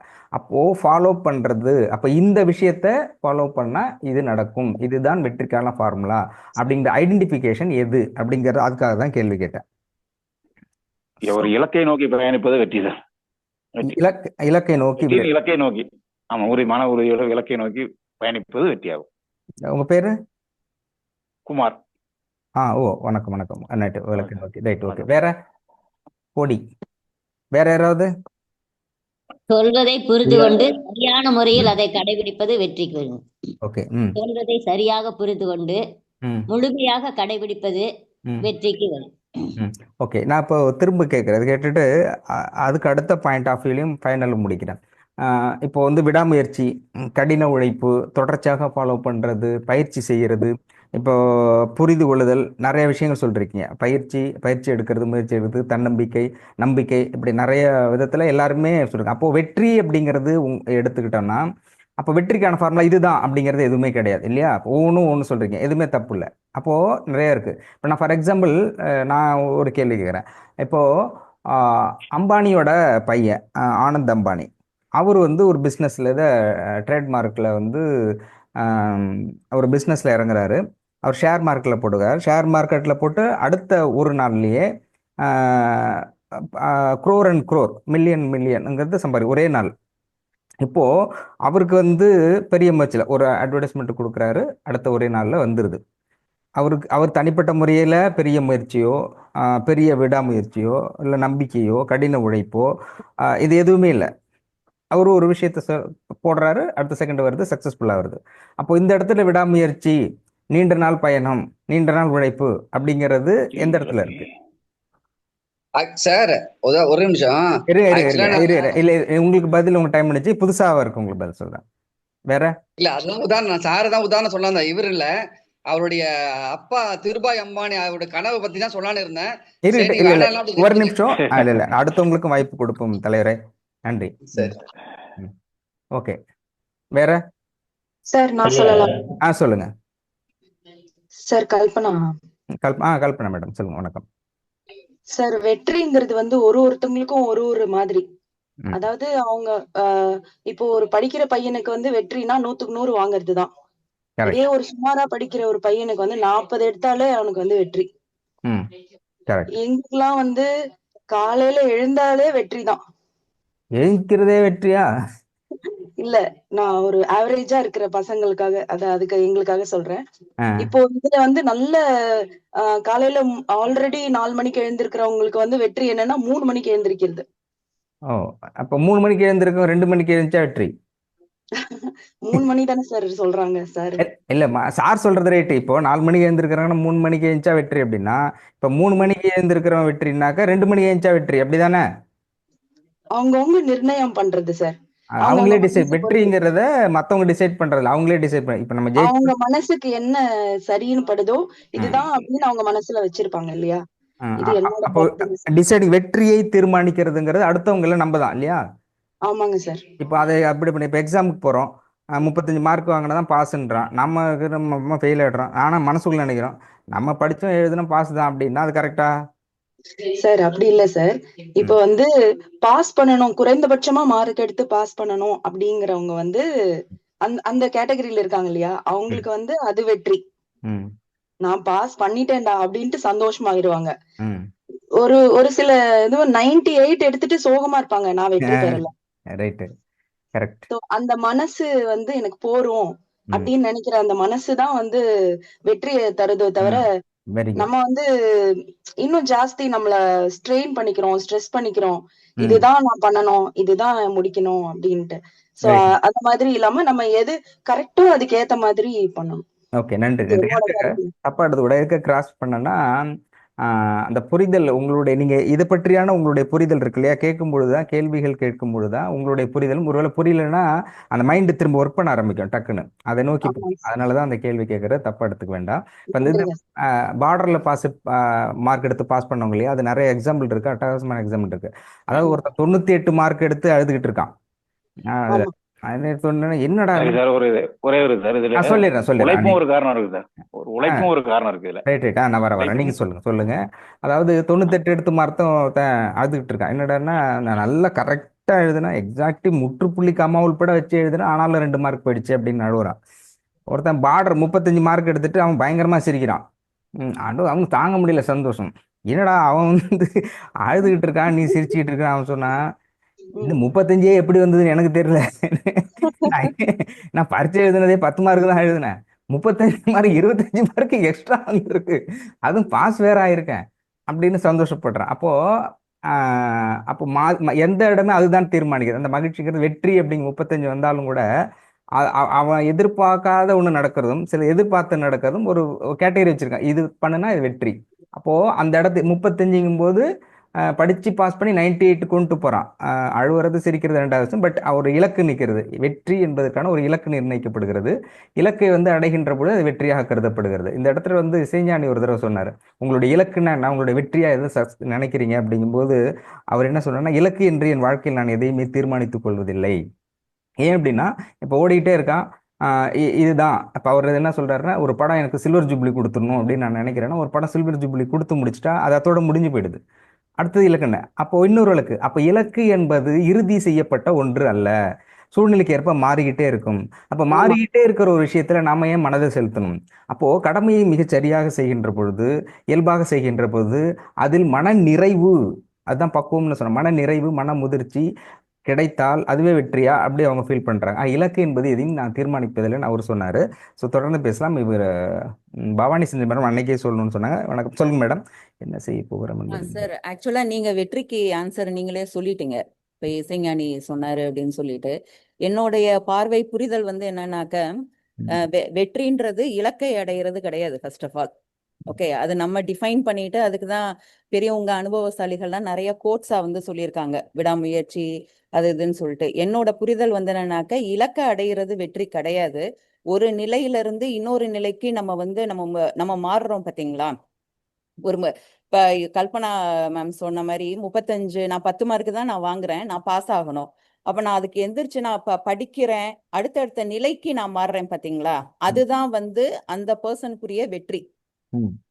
ஓகே, இலக்க அடைகிறது வந்து வெற்றி கிடையாது. இலக்க அடைகிறது அதாவது 2 விதமா நான் பார்ப்பேன். ஒண்ணு உடல் சம்பந்த உலகியல் சம்பந்தப்பட்ட வெற்றி அப்படின்னு நம்ம சொல்லுவோம், ஆன்ம சம்பந்தப்பட்ட வெற்றி, வாட் எவர் இட் இஸ். ஒரு நிலையிலிருந்து நம்ம இன்னொரு நிலைக்கு நம்ம மாறுறதே அதுவே வெற்றி தான். ஓகே, ஆனா நம்ம என்ன அசியூம் பண்ணிக்கிறோம் அப்படின்னாக்க, ஒரு டார்கெட்டை வச்சுட்டு அதை அடைஞ்சாதான் வெற்றி அப்படின்னு நம்ம நினைக்கிறோம். அது தப்பு அப்படின்றது நான் அப்படிதான் நினைப்பேன். ஓகே, அந்த டார்கெட் அட்டைன் பண்றது வந்து சக்சஸ் கிடையாது, வெற்றி கிடையாது. அந்த ஜேர்னி ஆஃப் இதுலயே வந்து நம்ம ஒவ்வொரு ப்ராக்ரஸ் பண்ணிக்கிட்டே இருக்கோம் பாத்தீங்களா, அதுவே வெற்றி அடைஞ்சுதான் போய்கிட்டே இருக்கும். ஓகே, ஸோ அந்த டார்கெட் அடையிறது அடையாதது அப்படின்றது நம்ம கையில கிடையவே கிடையாது. அந்த அனுபவம் பக்குவம் இருக்குது இல்லையா, அதுதான் நம்மள அடுத்த நிலைக்கு எடுத்துட்டு போகுமே ஒழிய, அந்த இப்ப உலக சார்ந்த விஷயம் எடுத்துக்கோங்க, அது நம்ம கிடைக்கிறதும் கிடைக்காதும் நம்ம கையிலே கிடையாது. கிடைக்கிறதும் கிடைக்காதும் நம்ம கையில கிடையாது. கிடைக்கிறதும் இல்ல, நம்ம கிடைக்கணும்னு இருந்தாதான் அது கிடைக்கும். கிடைக்காதுன்னா கிடைக்காது. கிடைக்காது. அது நம்ம கர்மால இதுலயே வந்து நம்ம அதை கத்துக்கிறோம். நம்மளுக்கு அது கிடைக்கணும். கிடைக்கணும்னா என்ன பண்றது? அதை நம்ம அக்செப்ட் பண்ணிட்டு போய்கிட்டே இருக்கணும் சார். இல்ல நம்ம மேடம், நம்ம வெற்றி அடைஞ்சுக்கிட்டே இருக்கோம். நான் இங்க இதுதான் நான் சொல்றேன். வெற்றி நீங்க என்ன புரிதல் நான் சொல்றதுல புரிதல்ல இருக்கீங்கன்னா புரிஞ்சுக்கணும்னு நினைக்கிறேன்னா, இப்போ வந்து எனக்கு சேலரிங்கிறது 30,000 இருக்கு, 50,000 அப்படி வேணும்னு நான் நினைக்கிறேன். அப்போ இப்போதே எனக்கு கிடைக்கல 50,000. ஆனா கிடைக்கிறதுக்கு நான் என்ன பண்ணும்? கிடைக்காத ஒண்ணு கிடைக்கிறதுக்கு என்ன பண்ணும்? கரெக்ட் சார், அதுதான் நான் இப்ப எக்ஸ்பிளைன் பண்றேன். இப்ப 30,000 நான் இப்ப வாங்குறேன், 50,000 எனக்கு வேணும் அப்படின்னு நான் வந்து எனக்குள்ள ஒரு டார்கெட் நான் பிக்ஸ் பண்ணிக்கிறேன்.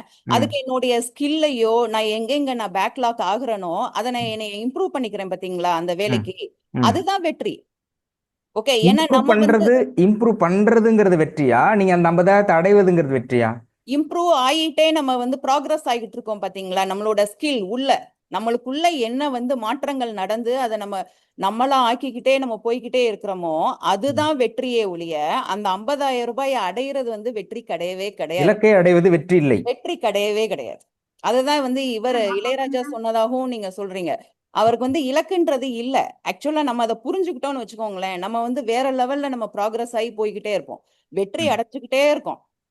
இப்ப இவங்க லதா மேம் சொன்னாங்க, நான் வந்து நான் பாதி தூக்கத்துலதான் நான் எந்திரிப்பேன் அப்படின்னு. இன்னைக்கு தெளிவா இருக்கோம்னாக்க அவங்க ஒரு சக்சஸ் அட்டைன் பண்ணியிருக்காங்க, அவங்களுக்குள்ள ஒரு ப்ராக்ரஸ் வந்து நடந்திருக்கு.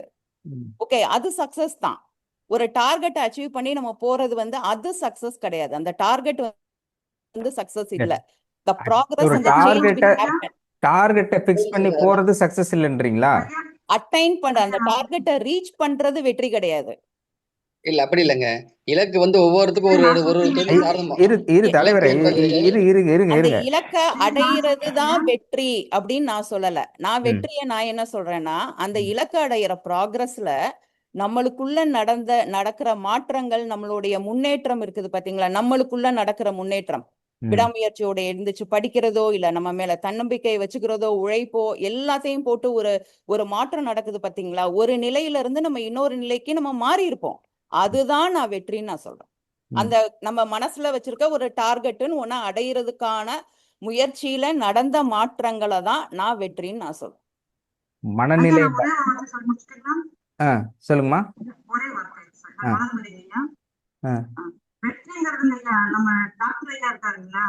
இல்ல கொஞ்சம் சவுண்ட் வால்யூம் எக்கோ வர மாதிரி இருக்குது, கரெக்டா பேசுங்க. இப்போ அப்படிதான் கேக்குது. அவர் வந்துங்க இப்ப கிளாஸ் எடுத்துட்டு இருக்காரு. அவரோட வெற்றி எப்ப தெரியுங்களா, அவர் என்னமோ எவ்வளவு பேர் நம்ம கிளாஸ் அட்டன் பண்றாங்க, எல்லாத்துக்குமே எப்போ எல்லாம் சரியாகிறாங்களோ அப்படிங்கறத வெற்றிங்க. இப்ப அவர் வந்து இன்னும் அந்த வெற்றி அடையல, அவர் எந்த நோக்கி போயிட்டு இருக்காரு, அவரு இன்னும் நம்மளுக்கு நம்ம மக்கள் எல்லாம் வரணும், கிளாஸ் அட்டன் பண்ணணும் அப்படின்னு தான் கேட்டிருக்காரு. அப்ப இன்னும் வெற்றி அடையலைங்களா, அவரோட எண்ணங்கள் எப்ப நிறைவேறதோ அப்பதான் வெற்றிங்க. அது மாதிரி எல்லாரோட வாழ்க்கையிலுமே ஒவ்வொரு எண்ணத்தை தூக்கி போயிட்டே இருக்கிறோம், அது போற வரைக்கும் தேடல் இருக்கிற வரைக்கும் வெற்றி அடைகிறது நிச்சயமே கிடையாது. உங்களுக்கு அதுல உதாரணம், நீங்க எவ்வளவோ விஷயத்துல முன்னாடி வந்துட்டே இருக்கிறீங்க, படிச்சிருக்கிறீங்க, வேலைக்கு போய்க்கிறீங்க, எல்லா பக்கம் போய்க்கிறீங்க, ஆனா தேடுதல் வந்து உங்களுக்கு அதிகமா இருக்கிறதுனாலதான் இன்னும் நீங்க வெற்றி அடையல. டாக்டர் ஐயா அடையல, நீங்களும் அடையல, எல்லாருமே வெற்றி அடையல அப்படிங்கறது என்னோட கருத்து. ஓகே, ஹைலைட்டா சொல்றீங்க. டாக்டரே ஜெயிக்கலப்பா, நீங்க என்ன டாக்டரே ஜெயிக்கலையே இன்னும், அப்படிதான் அந்த மீன்ஸ் உள்ள இருந்த அவரே ஜெயிக்கல, நீங்களாம் ஜெயிக்கிறத பத்தி என்ன பேசுறீங்க அப்படிங்கிறீங்க. ஓகே ஓகே, அதுல வந்து ஓகே, இவரு முகேஷ் இன்னைக்கு வரல, பட் அவர் சொல்லியிருந்தாரு, அதுக்கு பதில் சொல்றதா தான் பவானி மேடம் சொல்லியிருந்தாங்க. ஓஷோங்கிறது past is nothing or there, future also or there. அப்போதான் நான் அவர்கிட்ட கேட்டிருந்தேன், ஃபாஸ்ட்டும் இல்லை ஃபியூச்சரும் இல்லைங்கும்போது, இப்போ ஃபாஸ்ட்டும் ஃபியூச்சரும் இல்லாத ஒன்று எப்படி இருக்க முடியும்? ஃபியூச்சர் வேணா நம்ம கையில் இல்லை, ஃபாஸ்ட்டுங்கிறது ஒன்று இருந்து தானே ஆகும். பவானி மேடத்துக்கானது கேள்வி. சரி ஓகே, அடுத்து நான் கேட்டு உங்களுக்கு வரேன். பாஸ்ட் இருக்கு சார், பாஸ்ட் வந்து நடந்து முடிஞ்சிருச்சு. ஆனா அன்னைக்கு நான் உங்கள்கிட்ட சொன்ன மாதிரி தாட்டு தான், நம்ம அந்த தாட்டை வந்து ப்ரெசென்ட்ல நம்ம இருக்கிறோம் அப்படின்னாவே அது வந்து நம்ம இப்ப நான் உங்கள்கிட்ட பேசிட்டு இருக்கேன், நான் முன்னால பேசினது பாஸ்ட், ஒரு ஃபியூ மினிட்ஸ்க்கு முன்னால நான் உங்கள்ட்ட பேசினது வந்து பாஸ்ட். ஆமா. ஓகே, இப்ப நான் பேசிக்கிட்டு இருக்கிறது வந்து பிரசன்ட். இப்போ ஓஷோ சொன்னது எப்படி சொல்றாரு அப்படின்னாக்க, உங்களுடைய எண்ணத்தை வந்து பிரசன்ட்ல நீங்க வச்சுட்டீங்க அப்படின்னா there is nothing called past. அவர் தாட் விஷயத்துல அவர் சொல்றாரு, உங்களை கடந்து போன எண்ணத்துல அந்த டைம்ல நீங்க வந்து இருக்காதீங்க, பிரசன்ட்லயே இருங்க, வரப்போற டைமை பத்தி நீங்க யோசிக்காதீங்க அப்படின்னு தான் வந்து அன்னைக்கு முகேஷ் பிரதர் வந்து சொல்ல ட்ரை பண்ணாரு. அதோட மீனிங் வந்து அதுதான். பட் நீங்க கேட்ட கேள்வியும் வந்து வேலிடு. அந்த பாஸ்ட் கடந்து போன அந்த டைம் இருக்கு இல்லையா, அதை தான், அந்த மெமரிஸை தான் நம்ம பாஸ்ட் நம்ம எடுத்துக்கிறோம். சரி, ஓகே. அப்போ சரி, ஓகே. அடுத்து இருக்காங்க, நான் கேட்டு என்ன திரும்ப வரோம். கோடீஸ்வரன் சார். ஐயா வணக்கங்க. ஓகே ஐயா வணக்கங்க, கேக்குதுங்களா? கேக்குதுங்க. ஓகே, நம்ம செய்யக்கூடிய காரியத்தை வந்து வரைமுறைப்படுத்தி அடுத்தடுத்து தொடர்ந்து செஞ்சுக்கிட்டே இருந்தோம்னா வெற்றி அடைய முடியுங்க. ஆனா அந்த வெற்றி அடையும் போது அடையிறதுக்கு முழுமையான விஷயம் கிடைக்குதுன்னா கடவுளோட அனுகிரகம் இருந்து அந்த வாய்ப்பு அமைஞ்சா மட்டும்தான் நம்ம முழுமையான வெற்றி அடைய முடியுதுங்க. அப்படி இல்லை அப்படின்னா எது கிடைக்குதோ அந்த கிடைக்கிற அளவுக்கு நம்ம போதும் அப்படிங்கிற வந்து சந்தோஷத்தை மனசுக்குள்ள வச்சுக்கிட்டோம்னா அது நமக்கான வெற்றி. அவ்வளவுதான். ஓகே, நன்றி. முழுமையா கிடைக்காது. அந்த முழுமையா கிடைக்க வரைக்கும் இருக்கிறத நம்ம போதுங்கிற மனப்பான்மையோட எடுத்துக்கிட்டோம் அப்படின்னு சொன்னா அது சந்தோஷமா அந்த வெற்றி அமைஞ்சுக்குதுங்க. இல்லை அப்படின்னு சொன்னா அது வந்து நமக்கு இன்னும் வெற்றி கிடைக்கல அப்படிங்கிற ஒரு மனப்பக்குவமே இல்லாம, அதாவது ஒரு சந்தோஷம் இல்லாம அமைஞ்சு போயிடுங்க. கிடைக்கிறது வந்து இதுதான் நம்மளுக்கு போதும், இவ்வளவுதான் நம்மளுக்கு கடவுளோட அனுகிரகம் கிடைச்சு போதுங்கிற எண்ணம் இருந்துச்சுன்னு சொன்னா அது சந்தோஷமா அமைஞ்சு போயிருதுங்க. அப்படி இல்லைன்னு சொன்னா அது வந்து நம்ம எதையுமே இல்லை, நமக்கான லட்சியமே இல்லை அப்படிங்கிற ஒரு குறையோடவே நம்ம மனசுக்குள்ள இருந்துக்குவோம். அதனால போதுங்கிற மனப்பான்மை அந்த வெற்றியில எந்த அளவுக்கு முயற்சி செய்யறோமோ அந்த தொடர்ந்து செய்யக்கூடிய முயற்சியில அது வந்து சந்தோஷம் கிடைக்கிறத சந்தோஷமா நினைச்சு கிடைக்கிறத ஏத்துக்கணும் சொல்றீங்க. கரெக்ட். ஓகே, உங்களோட இதுல ஹைலைட்டுங்கிறது நீங்க என்னதான் முயற்சி பண்ணாலும் என்னதான் செஞ்சாலும் இறைவன் அவனுடைய தீர்ப்பு, இறைவன் என்ன நமக்கென்று நிர்ணயித்திருக்கிறாரோ அதுதான் கிடைக்கும், அதுதான் வெற்றி, அதுதான் நடக்கும் அப்படிங்கிறதான் சொல்லிருக்கீங்க. அதான் எடுத்துக்கிறேன். அது முன்னாடி வளர்மதி மேடம் ஒரு விஷயம் சொல்லியிருந்தாங்க. இப்போ ஒரு விஷயத்த பண்ணணும் அப்படின்னு சொல்லிட்டு அதுக்கான தேடுதல் இருந்தது சொன்னாங்க இல்லையா. இந்த தேடுதல் அப்படிங்கிறது பவர்ஃபுல் பாயிண்ட், வேலிட் பாயிண்ட். நான் அதுக்கு பிறகு சொல்றேன். ஏன்னா அந்த இது நான் எதுக்காக இந்த கொண்டுட்டு வர்றேன் அப்படின்னாக்கா, இப்போ இந்த 48 days டாக்டர் சொல்லியிருந்தாங்க. But somebodies get experience got the benefit. ஆனா எல்லாருமே பெனிஃபிட் ஆகல. அப்போ நாம எந்த ஒரே ஒரு நிமிஷம் சார், சாரி. எல்லாருக்குமே பெனிஃபிட் இருக்கும் சார், 100% எல்லாருக்குமே பெனிஃபிட் இருக்கும். ஆனா நம்ம டார்கெட்டை வச்சு நம்ம தேடிக்கிட்டே இருக்கோம். ஓகே, நம்ம அங்கதான் வந்து நம்ம மனசு வந்து தப்பு பண்ணுது. ஒரு டார்கெட்டை பிக்ஸ் பண்றோம், அதை அடைஞ்சதுதான் வெற்றி அப்படின்னா, ஒரு அனுபவம் கிடைச்சாதான் அது வெற்றி அப்படின்னு நினைக்கிறப்ப, இல்லைன்னா அது தோல்வின்னு நினைக்கிறோம். அது தப்பு. எல்லாருக்குமே பெனிஃபிட் வந்து இருக்கும், 100% வந்து இருக்கு. ஓகே, நம்ம அதை ஐடென்டிஃபை பண்ணல, அதை அனலைஸ் பண்ணல. அது எல்லாருமே இந்த குரூப்ல இருக்கவங்களோ, வீடியோ பாக்குறவங்களோ, வேர்ல்டுல இருக்கவங்க எல்லாருமே வந்து ப்ராக்ரஸ் ஆகிக்கிட்டே இருக்காங்க. ஓகே, ஆனா நம்ம தப்பா என்ன நினைக்கிறோம் அப்படின்னாக்க, ஒரு வெற்றி ஒரு 100 அடிச்சாதான் வந்து செஞ்சுரி அடிச்சாதான் வெற்றி அப்படின்னு நம்ம நினைக்கிறோம். 99 பாரு தோத்துட்டான் அப்படின்னு சொல்றோம். கிடையாது. சரி, ஓகே. இப்போ செஞ்சுரி அடிக்கல, ஒரு ரன் எடுத்தாலும் ஓகே, டக் அவுட் ஆயிட்டா அந்த முயற்சி அந்த டைம்ல உங்க அந்த இது என்ன கிடைக்கணுமோ அது கிடைக்கல, அவ்வளவுதான். அதுக்காண்டி அவங்க முயற்சி எடுக்கல. வெற்றி தோல்வி அப்படிங்கிறது எப்படின்னா, எது நமக்கு கிடைக்கணுமோ கிடைக்காது இருக்கிறது தோல்வியும், எது நினைத்து கிடைக்கணும்னு முயற்சி பண்றோமோ அது வெற்றி. அடுத்தது இப்போ ஒரு விஷயம் பண்றோம், காலையில எழுந்திருக்கணும் அப்படின்னு முயற்சி பண்றோம், எழுந்திருச்சுட்டா அது வெற்றி. எழுந்திருக்கலங்கும் போது அது தோல்வியா தானே இருக்க முடியும். இல்ல, அந்த முயற்சி எடுத்து அந்த முயற்சியில நம்ம வெற்றி அடையிறோம் பாத்தீங்களா.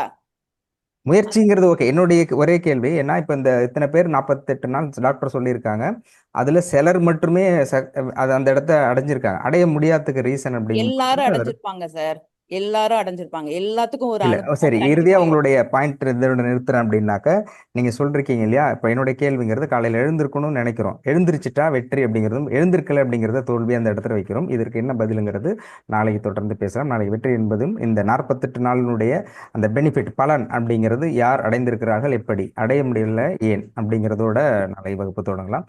சீஃப் டாக்டர் வந்துட்டாங்க. வகுப்பில் பங்கு பெற்ற அனைவருக்கும் நன்றி.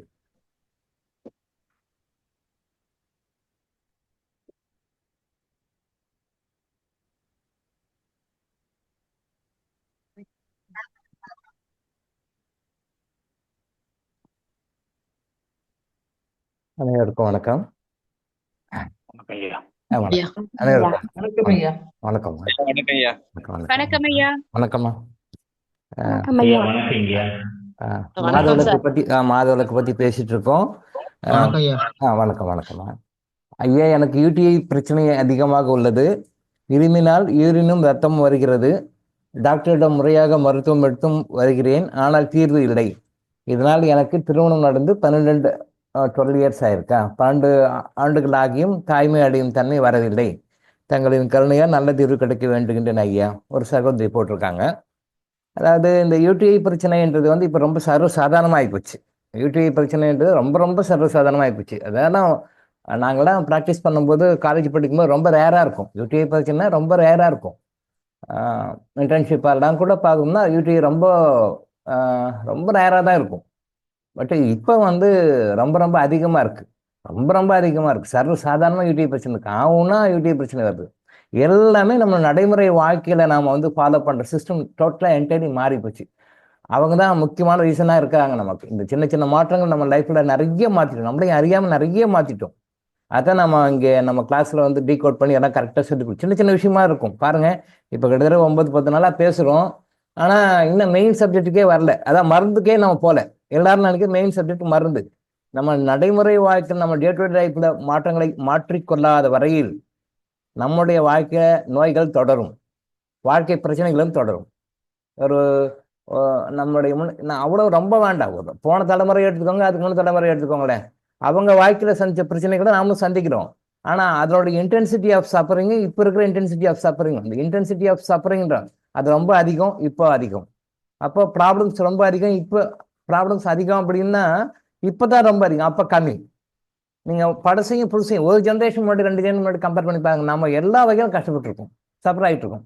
ஆனால் என்ன ப்ராக்டிக்கலாக ஃபெசிலிட்டிஸு சௌகரியங்கள்லாம் ரொம்ப அதிகமாகி போச்சு வாழ்க்கையில்.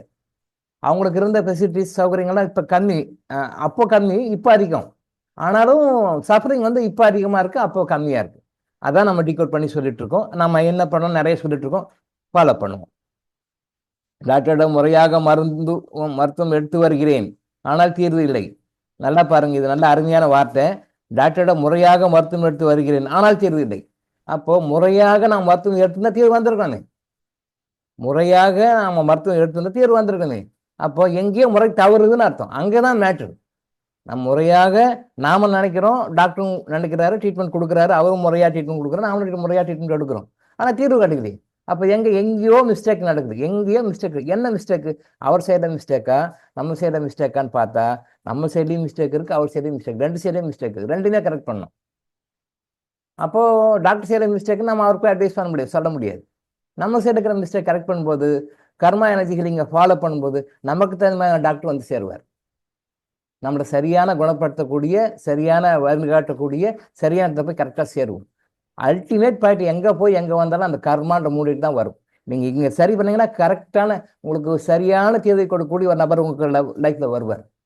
உங்களுக்கு சரியான முறையான ட்ரீட்மெண்ட்டை கொடுத்து உங்களுக்கு சரி பண்ணக்கூடிய ஒரு டாக்டர் வருவார். இங்கே நம்ம மாறணும் அப்படின் போது ஏழாகுடமாக டாக்டர்கிட்ட போய் மாட்டுவோம், வேறு ட்ரீட்மெண்ட் போவோம், ஒரு வழி ஆகிடுவோம். அதே மாதிரி தப்பான கைடன்ஸ் சொல்கிற பர்சன்கிட்ட போவோம், அங்கே போய் ஏடாகுடமாக எதை செய்வோம், ஆனால் ரிசல்ட் வராது, செலவாகும், பணம் செலவாகும், வேஸ்ட்டாக போகும். ஜோதிடர்கிட்ட போகிறதும் சரி, டாக்டர்கிட்ட போகிறதும் சரி, கன்சல்டன்ட்கிட்ட போகிறதும் சரி, லைஃப்பில் ஒரு சொல்யூஷன் தேடி நம்ம எங்கே போனாலும், கோயில்களுக்கு போனாலும் சரி, எங்கே போனாலும் நம்ம கர்மா சரியாக இருந்தால் தான் அதுக்கு தகுந்த நபர்கள் அமைவாங்களுடைய. நம்ம கர்மா சரி இருந்தால் அதுக்கு தகுந்த மாதிரி ஏடாகுடமான பர்சன் தான் போகும். அப்படி தான் போகும். அதான் உண்மை, புரிஞ்சுக்கோங்க. அப்போ முறையாக மருத்துவம் எடுத்து வருகிறேன்னா நம்ம நினைக்கிறோம், பட் எங்கேயோ தப்பாகுது.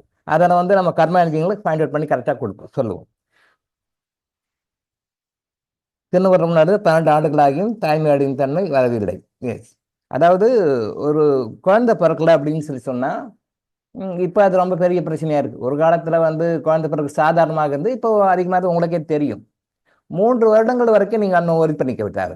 ஃபர்ஸ்ட் 3 இயர்ஸ் வந்து கன்சீவ் ஆகலைன்னா அதை பத்தி ஒன்றும் பிரச்சனை இல்லை, பார்த்துக்கலாம்.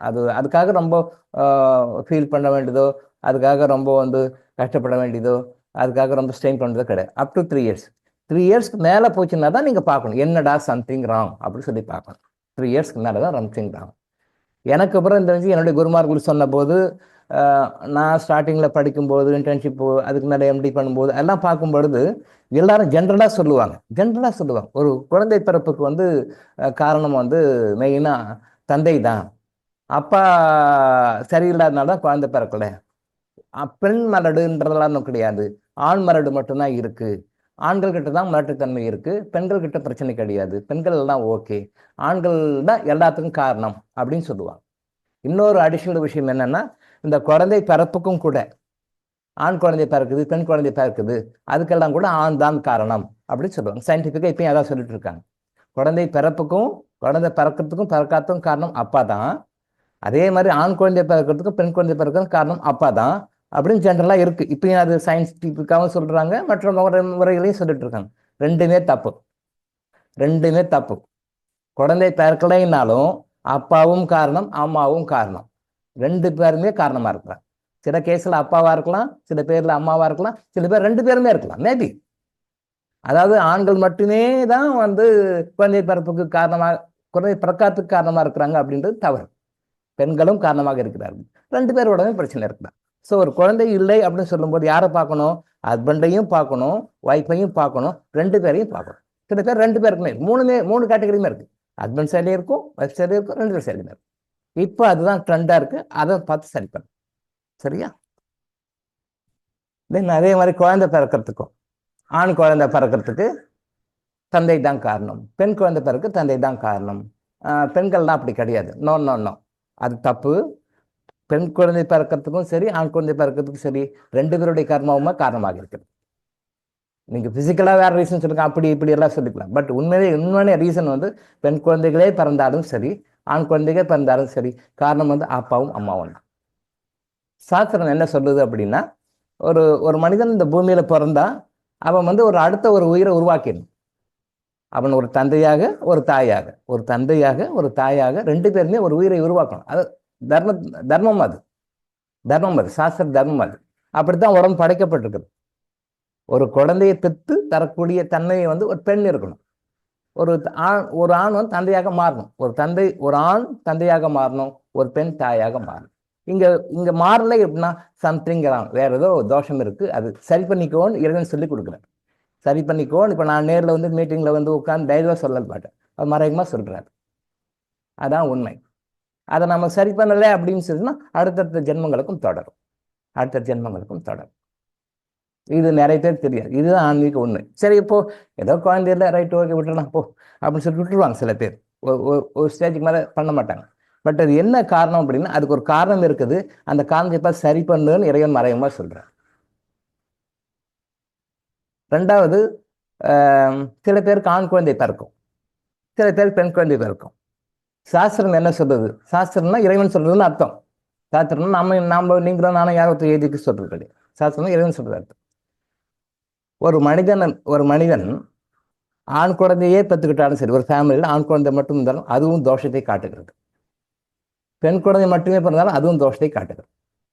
எனக்கு வந்து ஆண் வாரிசு கிடையாது சார், பெண்கள் மட்டும்தான், அதுவும் தோஷம்தான். Something wrong. அது என்னன்னு பார்த்து சரி பண்ணுன்றார். ஆண் குழந்தையே மட்டுமே எனக்கு இருக்கிறாங்க அப்படின்னாலும் தவறு, பெண் குழந்தை மட்டுமே பிறந்திருக்கிறாங்கனாலும் தவறு. ஆணும் பெண்ணும் கலந்து இருக்கணும். குழந்தைபட்சம் ஒரு ஆண் குழந்தையா இருக்கணும், குழந்தைபட்சம் ஒரு பெண் குழந்தையா இருக்கணும். இதுதான் சரியான முறை. இதை பற்றி பேசினா பெரிய சப்ஜெக்ட். பின்வரும் வகுப்புகளில் நம்ம இறைவன் அனுமதித்தால் பின்னாடி நம்ம பேசுவோம். திரும்ப மைண்டை வச்சுக்கோங்க. ஆண் குழந்தை மட்டும்தான் சார் எனக்கு இருக்கு அப்படின்னா என்ன? அப்பா வரதட்சணை கொடுக்க வேண்டிய அவசியம் கிடையாது. அப்பா வரதட்சணை வாங்குறவங்க தான் ஒன்றை ரிசீவிங் பார்ட் தான் இருக்கும், சந்தோஷப்பட்டுக்காங்க இவங்க. பெண் குழந்தை மட்டுமே பிறக்கிறவங்க என்ன பண்றாங்க? ஆடோடா கல்யாணம் பண்ணிட்டோம், பிள்ளைய பெற்றுட்டோம், 2 பொண்ணை கரையேற்றணும், டவுரி பண்ணணும் அப்படி. இப்போ கொஞ்சம் சமாதானம் என்ன சொல்றாங்க, பெண் குழந்தை பிறந்துட்டா மகாலட்சுமியே பிறந்த மாதிரி நினச்சிக்கோங்க, பெண் குழந்தை பிறந்தா மகாலட்சுமியே பிறந்த மாதிரி நினச்சிக்கோங்க, ஒரு சமாதானம் சொல்றாங்க. ஏன்னா இவங்க ஃபீல் பண்றோம், பெண் குழந்தை பிறந்துச்சு, என்னடா பண்றது, இது செலவாச்சே, நம்ம வந்து நிறைய செலவு பண்ணி கல்யாணம் பண்ணி டவுரிலாம் கொடுத்து கல்யாணம் பண்ணி கொடுக்கணுமே, அது என்னடா பண்றது, நம்ம ஃபீல் பண்றோம். அதுக்கு சமாதானம் சில பேர் சொல்லுவாங்க, பொன் குழந்தை பிறந்தா மகாலட்சுமி பிறந்த மாதிரி, அது நீங்க மகாலட்சுமி பிறந்தீங்க ஏன் அப்படின்னு நினைக்கிறீங்க. ஒரு வகையில் அது உண்மைதான். ஆண் குழந்தை பிறந்தாலும் சரி, பெண் குழந்தை பிறந்தாலும் சரி, அது கடவுள் கொடுத்தது, நம்ம கர்மா உருவாக்கினது தான். அது முழுக்க முழுக்க அந்த சம்பந்தப்பட்ட தாயும் சம்பந்தப்பட்ட தந்தையினுடைய கர்மா தான் அது. இதை வந்து தந்தை வந்து எஸ்கேப் ஆகிக்க முடியாது, தாயும் எஸ்கேப், 2 பேருக்கும் ஈக்குவல் பொறுப்பு இருக்கு, சம பொறுப்பு இருக்கு. ஆண் குழந்தை பிறந்தாலும் பெண் குழந்தை பிறந்தாலும். ஆனா பெண் குழந்தை பிறந்தது அப்படின்னு சொல்லிட்டு பெற்ற குழந்தைய பார்க்காத பெற்றோர்கள் இருக்காங்க, இன்னைக்கும் இருக்கிறாங்க. தெரியல நான் பெண் குழந்தை பிறந்துருச்சு, அதை நான் பார்க்க மாட்டேன், அதை நான் கண்டுக்க மாட்டேன், பெண் குழந்தை பிறந்துச்சுன்னு சொல்லிட்டு கட்டின மனைவியை விட்டுட்டு வேற கல்யாணம் பண்ணவங்களா இருக்காங்க, வேற கல்யாணம் பண்ணவங்களா இருக்காங்க. ரொம்ப தப்பு, ரொம்ப பெரிய பாவம் பண்றாங்க. அது பெண் குழந்தை பிறந்ததுக்கு நீயும் தான் காரணம், உன் மனைவியும் தான் காரணம். ஆனா அறியாமல இன்னைக்கு கூட அந்த படித்தவங்கன்னு சொல்றோமே, அவங்க கூட விஷயம் தெரிஞ்சவங்க கூட அப்படியே உருகி கடவுளை வேரோட பேர்த்து எடுக்கிறாங்க. பார்த்தீங்கன்னா பக்தி அப்படி கடவுளை அப்படி வேரோட பேர்த்து எடுப்பாங்க, அப்படி கும்பிடுவாங்க, உளுந்து கும்பிடுவாங்க. அந்த கோயில் போறது என்ன, இந்த கோயில் போறது என்ன, பெண் குழந்தை போச்சுன்னு ஒய்ஃபை வந்து கண்டுக்காம டோட்டலா ஒதுக்கி விட்டுட்டு வேற கல்யாணம் பண்ணிட்டு போறவங்களா இருக்காங்க. தப்பு தப்பு தப்பு. அதுக்கு இவன் தான் காரணம். யார் சொல்லுவா? டாக்டர் வாய்ஸ் மட்டும்தான் சொல்றது, யாரும் சொல்ல மாட்டாங்க, யாருக்கும் தெரியாது. பெண் குழந்தைய மட்டும்தான் பார்க்கணும், அது அப்பாவும் தான் காரணம், அம்மாவும் தான் காரணம். அப்ப எப்படி அம்மா குழந்தைய பெற்றாங்கன்னு சொல்லிட்டு பார்க்காமையே இருப்பாங்க? அது பாருங்க, இன்னும் எவ்வளோ ஹையஸ்ட் பாருங்க.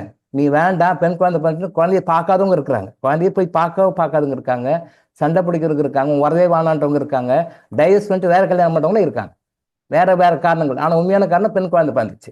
பெண் குழந்தை பார்க்கறதுக்கு நீ என்ன 50% ரீசன் தெரியல, அவங்களுக்கு கர்மாவை சேர்த்துக்கிறான். ஸோ நீங்க தெரிஞ்சுக்கோங்க, ஆண் குழந்தை பிறந்தாலும் சரி, பெண் குழந்தை பிறந்தாலும் சரி, 2த்துக்குமே காரணம் அப்பாவும் அம்மாவும், அவங்களுடைய கர்மா தான். அதே மாதிரி பெண் குழந்தை பிறந்தா மட்டுமே எங்க வீட்டுல மகாலட்சுமி மட்டும் பிறந்திருக்கிறாங்க, மகாலட்சுமி மட்டும் பிறந்த பெண் குழந்தை இருக்கானும், அதுவும் தோஷத்தை தான் காட்டுகிறது. யாருக்கு தோஷத்தை காட்டுகிறது? அந்த பெண் குழந்தையை பெற்ற அப்பாவுக்கும் அம்மாவுக்கும் காட்டுகிறது. ஆண் குழந்தைய மட்டுமே பெற்றுக்கிட்டோம் பரவாயில்ல அப்படின்னு காடெல்லாம் தூக்கி விட்டுக்கோனா, எனக்கு ஒன்றும் பிரச்சனை கிடையாதுன்னு, அவங்களும் தோஷம்தான். பெண் குழந்தையை நீங்க பெற்றுக்கொள்ளவில்லை, ஆண் குழந்தைய மட்டும் பிறந்திருக்கிறது, அப்பாவுக்கும் அம்மாவுக்கும் 2 பேருக்கும் தோஷம்தான். அதை இந்த லைஃப்லயே பார்த்து சரி பண்ணணும், கடவுள் அதுதான் நிறைய சான்சஸ் கொடுக்குறாரு. அந்த சான்சஸை கரெக்ட் பண்ணி இது என்ன காரணத்தால வந்தது, ஏன் எனக்கு பெண் குழந்தைய மட்டுமே பிறந்தது, இல்லை ஏன் ஆண் குழந்தைய மட்டுமே பிறந்தது அப்படின்னு சொல்லி பார்த்து அதை சரி பண்ண முடிய, அதை விட்டுட்டு எனக்கு பொன் குழந்தை பிறந்து மகாலட்சுமி அப்படின்னு சந்தோஷப்பட்டுட்டு இருக்கிறதும், இந்த பக்கம் எனக்கு ஆண் குழந்தை மட்டும் பிறந்துட்டாங்க பரவாயில்ல, எனக்கு டவுரி பிரச்சனை கிடையாது, எல்லாம் வருமானம் தான், செலவு கிடையாது அப்படின்னு சந்தோஷப்பட்டுக்கும், 2மே தப்பு.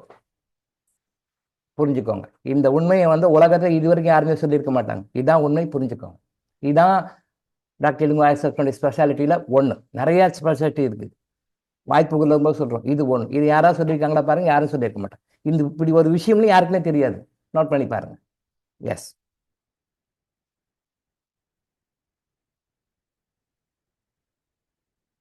இதனால் எனக்கு திருமணம் நடந்து 12 ஆண்டுகளாகியும் தாய்மை அடையும் தன்மை வரவில்லை, தங்களின் கருணையிலும் நல்ல தீர்வு கிடைக்க வேண்டும். கைட் பண்றோம், டோன்ட் வரி, கைட் பண்றோம். ஓகேவா?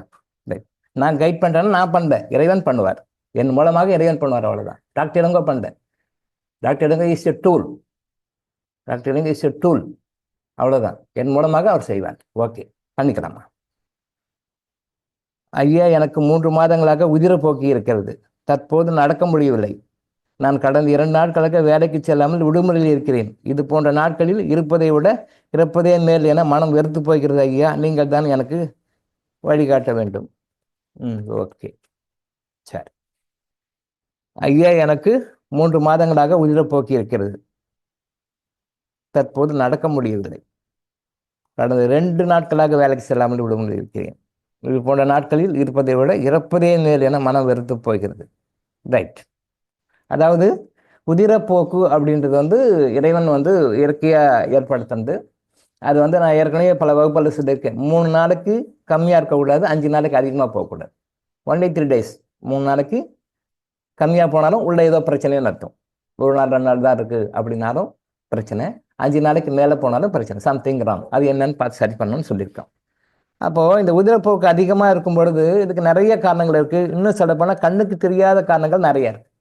நீங்கள் இப்படி இதெல்லாம் கூட ஒரு காரணமா, இதெல்லாம் கூட ஒரு காரணமா அப்படின்னு இருக்காது. நான் இப்போ நேற்று கூட ஒரு எக்ஸாம்பிள் சொன்னேன். ஒரு அம்மா நினைக்கிறாங்க பிள்ளைய வந்து சின்ன பிள்ளைய எல்டிசியில் டூர் போகும்போது கூட்டு போகிறேன்னு நினைக்கிறாங்க. நினச்ச உடனே அந்த பெரிய மருமகளுக்கு உதிரப்போக்கு அதிகமாகி அவங்களுக்கு வந்து அந்த ப்ரோக்ராமை கட் பண்ணிடுறாங்க. இதில் வந்து அம்மா நல்லா பாருங்கள், அம்மா வந்து கோவப்படலை, திட்டலை, டென்ஷன் ஆகலை, சாபம்லாம் விடலை. மனசு நினைக்கிறாங்க. ஏன் 3 பிள்ளை இருக்காங்க, பெரிய பிள்ளை போகிறான், நடு பிள்ளை ஏதோ ஆவரேஜாக இருக்குது, சின்ன பிள்ளை கடைசியில் கஷ்டத்தில் இருக்கிறான், அவனை கூட கூட்டிகிட்டு போகலாமே. எல்டிசி டூரில் போகிறாங்க, சரி கவர்மெண்ட் கொடுக்கு செலவு பண்ணிட்டு போகிறாங்க, இப்போ இந்த பிள்ளைய கூட கூப்பிட்டு போகலாமே நினைக்கிறாங்க. அவ்வளோதான். அந்த நினச்ச நினப்பு பெரிய மருமகளுக்கு போய் அந்த தாட் பாம்பாடு. அதை நான் திரும்ப சொன்னேன், நல்லா தப்பாக புரிஞ்சுக்காதீங்க. உடனே இந்த மாதிரி ப்ளீடிங் போகிறவங்களாம் மாமியார் தான் காரணம்னு எடுத்துக்காதீங்க. ஒரு எக்ஸாம்பிளுக்காக சொன்னாங்க, நிறைய கேசஸ் இருக்குது, அந்த எக்ஸாம்பிளுக்காக சொன்னேன், ஒரு எக்ஸாம்பிளுக்காக சொன்னேன். அவருக்கு பேசினா நிறைய விஷயங்கள் பேசிட்டு போகலாம்.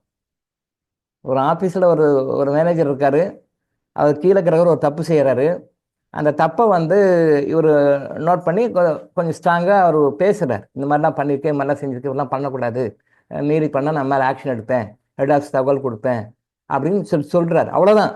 இது சொன்னதுக்கே அவர்கிட்ட நெகட்டிவ் தாட் அவர் மேனேஜருக்கு வருது. மேனேஜர்கிட்ட நல்லா ஸ்ட்ராங்காக இருக்கனால உடனே அவங்க வீட்டுக்கு போகுது, அவங்க ஒய்ஃபுக்கு போகுது, அவங்க ஒய்ஃபுக்கு இதே மாதிரி ப்ளீடிங் போகுது. இது ஒரு கேஸ் எக்ஸாம்பிள் சொல்கிறேன் நான். எக்ஸாம்பிள் உடனே என்ன பண்ணுவாங்க, உடனே ஸ்கேன் பண்ணுவாங்க, யூட்ரஸ் இந்த பிரச்சனை, மெட்டர்னிட்டி வால் இந்த பிரச்சனை, அந்த பிரச்சனை, எக்ஸ் ஒய் இசட்னு ஏதோ ரீசன் சொல்லுவாங்க. இதெல்லாம் எக்ஸ்டர்னல் ரீசன், இதெல்லாம் வெளிப்புற காரணங்கள். ஏன்டா அந்த மாதிரி வருது அப்படின்னு சொல்லி நம்ம பிளேயர் வாய்ஸில் பார்த்தா நல்லா பாருங்கள், மொட்டை தலைக்கும் முழங்காலுக்கு முடிச்சு போடல, மொட்டை தலைக்கும் முழங்காலுக்கு போட முடிச்சு போகிற மாதிரி பாயிண்ட் இருக்குது. அதை தான் புரிஞ்சுக்கணும் நீங்கள். திருப்பம் அதான் சொல்கிறேன் நான். எக்ஸ்டர்னல் ரீசனை பற்றியே பேசாதீங்க. இன்டர்னல் சரி பண்ணால் எக்ஸ்டர்னல் ஆட்டோமேட்டிக்காக சரியாயிடும். ஏன் இங்கே ரிசல்ட் வரமாட்டேன்னா இப்போ இன்டர்னல் மேட்டர் நம்ம கண்டுபிடிக்கல, தெரியல, சஃபர் ஆகிட்டு இருக்கும். அதனால தான் நம்ம எக்ஸ்டர்னலில் க்யூர் ஆக மாட்டேன்னு கஷ்டப்பட்டுருக்கோம், ட்ரீட்மெண்ட் கட் பண்ணுறோம், பணம் செலவாகுது, டென்ஷன் ஆகுது, எமோஷன் ஆகுது. இறுதி கட்டமாக பாருங்கள், என் மனம் இறந்தே போய் வரலாம், என் மனம் வெறுத்து போய்கிறது. இந்த மாதிரி மென்சஸ் டைமில் பிரச்சனை ஆகிட்டு இது நம்மளால் பார்க்க முடியலன்னு சொல்லிட்டு இறந்து சூசைட் பண்ணவங்களாம் இருக்காங்க.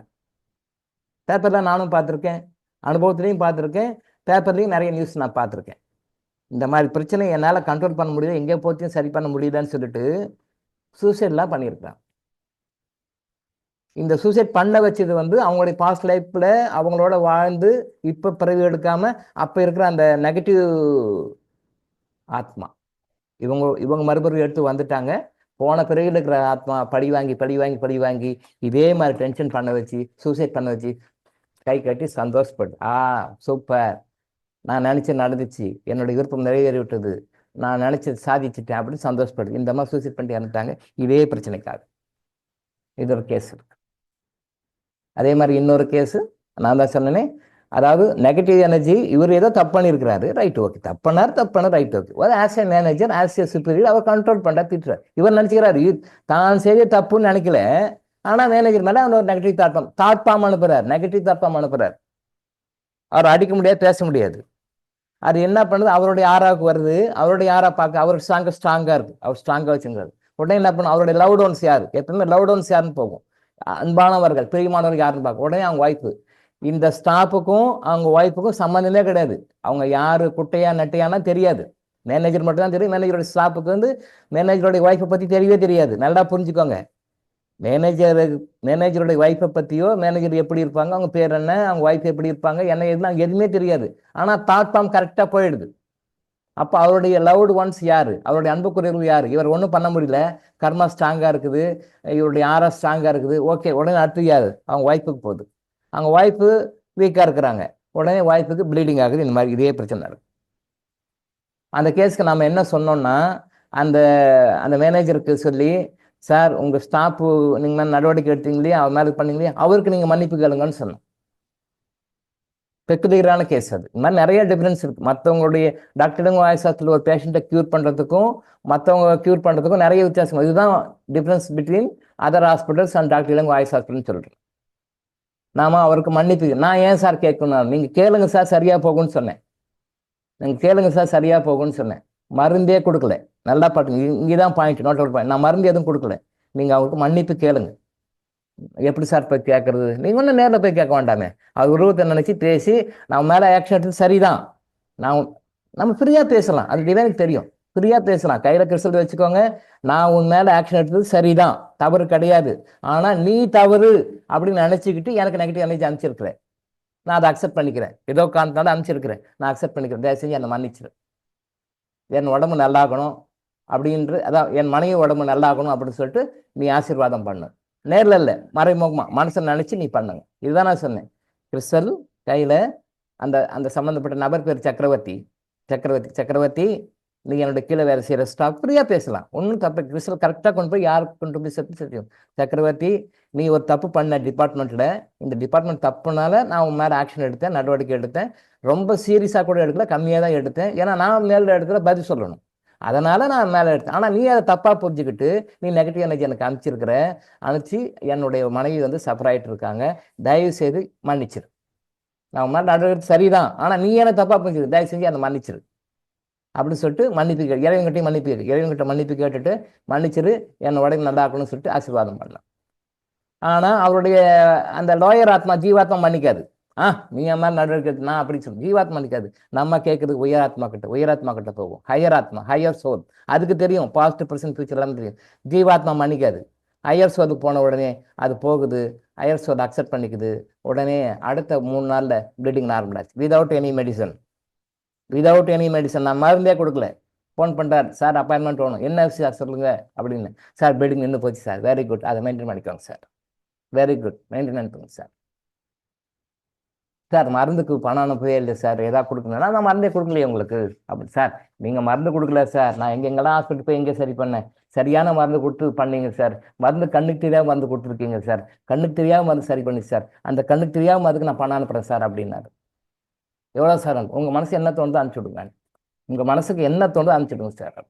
10,000 அனுப்பிச்சுட்டார். அவரோட இருக்கும். அவராக திருப்திப்பட்டு நான் கேட்குறேன், இவ்வளோதான் கொடுக்கணும், நான் மருந்து கொடுக்கல. ஆனால் அருமையான மருந்து சொன்னீங்க சார். இந்த மருந்து இப்படி வேலை செய்யணும் எனக்கு தெரியல சார். நான் தேவையில்லாமல் 2-3 லட்ச ரூபா செலவு பண்ணி அலசி கஷ்டப்பட்டு எங்கேயும் சரியாகலை சார். நீங்கள் தான் சார் சொன்னீங்க மருந்தே விதவுட் மெடிசன். மன்னிப்பு கேட்டாங்க, மன்னிப்பு கொடுத்தாங்க. இறைவன்கிட்ட மன்னிப்பு கேட்டார், இவர் கேட்டார், மனைவி சரியாக போச்சு. ஆச்சரியமாக இருக்கும்.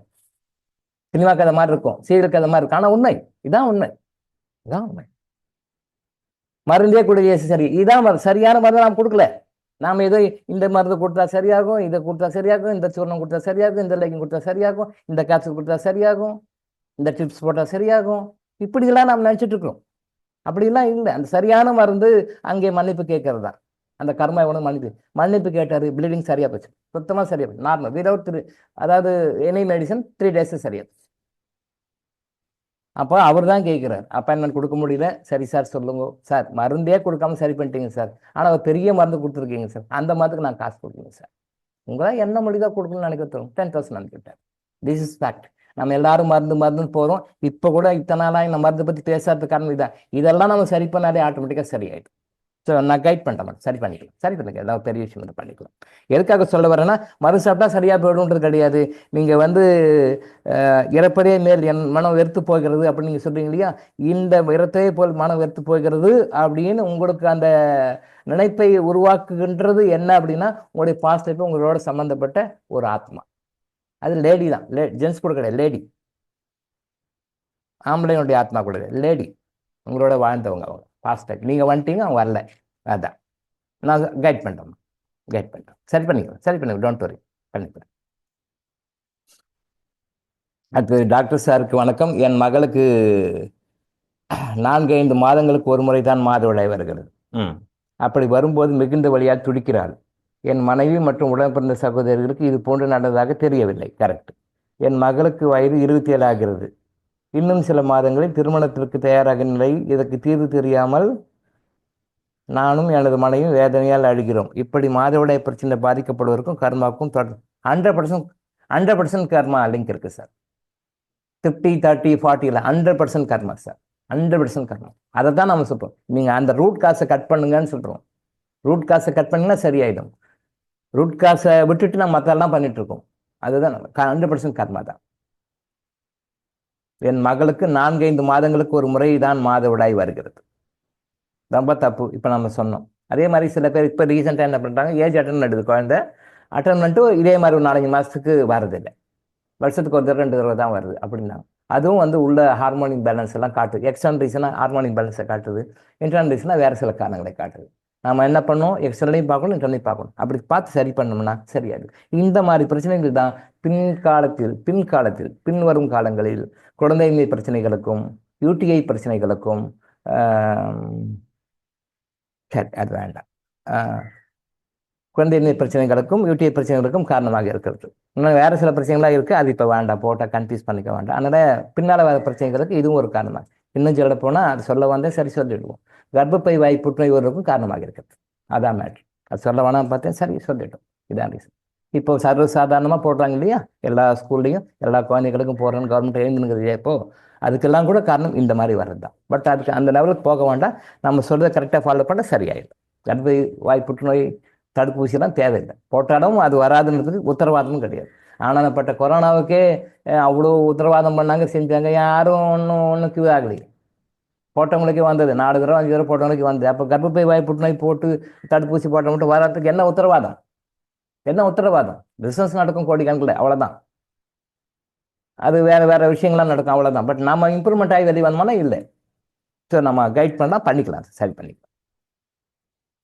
என் மனைவி என் உடன்பிறந்த சகோதரி இது போன்று நடந்தாக தெரியவில்லை. உண்மையிலே சார், என் மனைவி என் உடன்பிறந்த சகோதரி இது போன்று நடந்தாக தெரியும். இது 100% ரியலிஸ்டிக் கேஸ். இப்போ தான் அதெல்லாம் நடக்குது. இதுக்கு முன்னாடி ஜென்ரேஷன்லாம் இல்லை. ஏன் முன்னாடி ஜென்ரேஷன் ஃபாலோ பண்ண சிஸ்டம் ஆஃப் லைஃப் நம்ம ஃபாலோ பண்ண.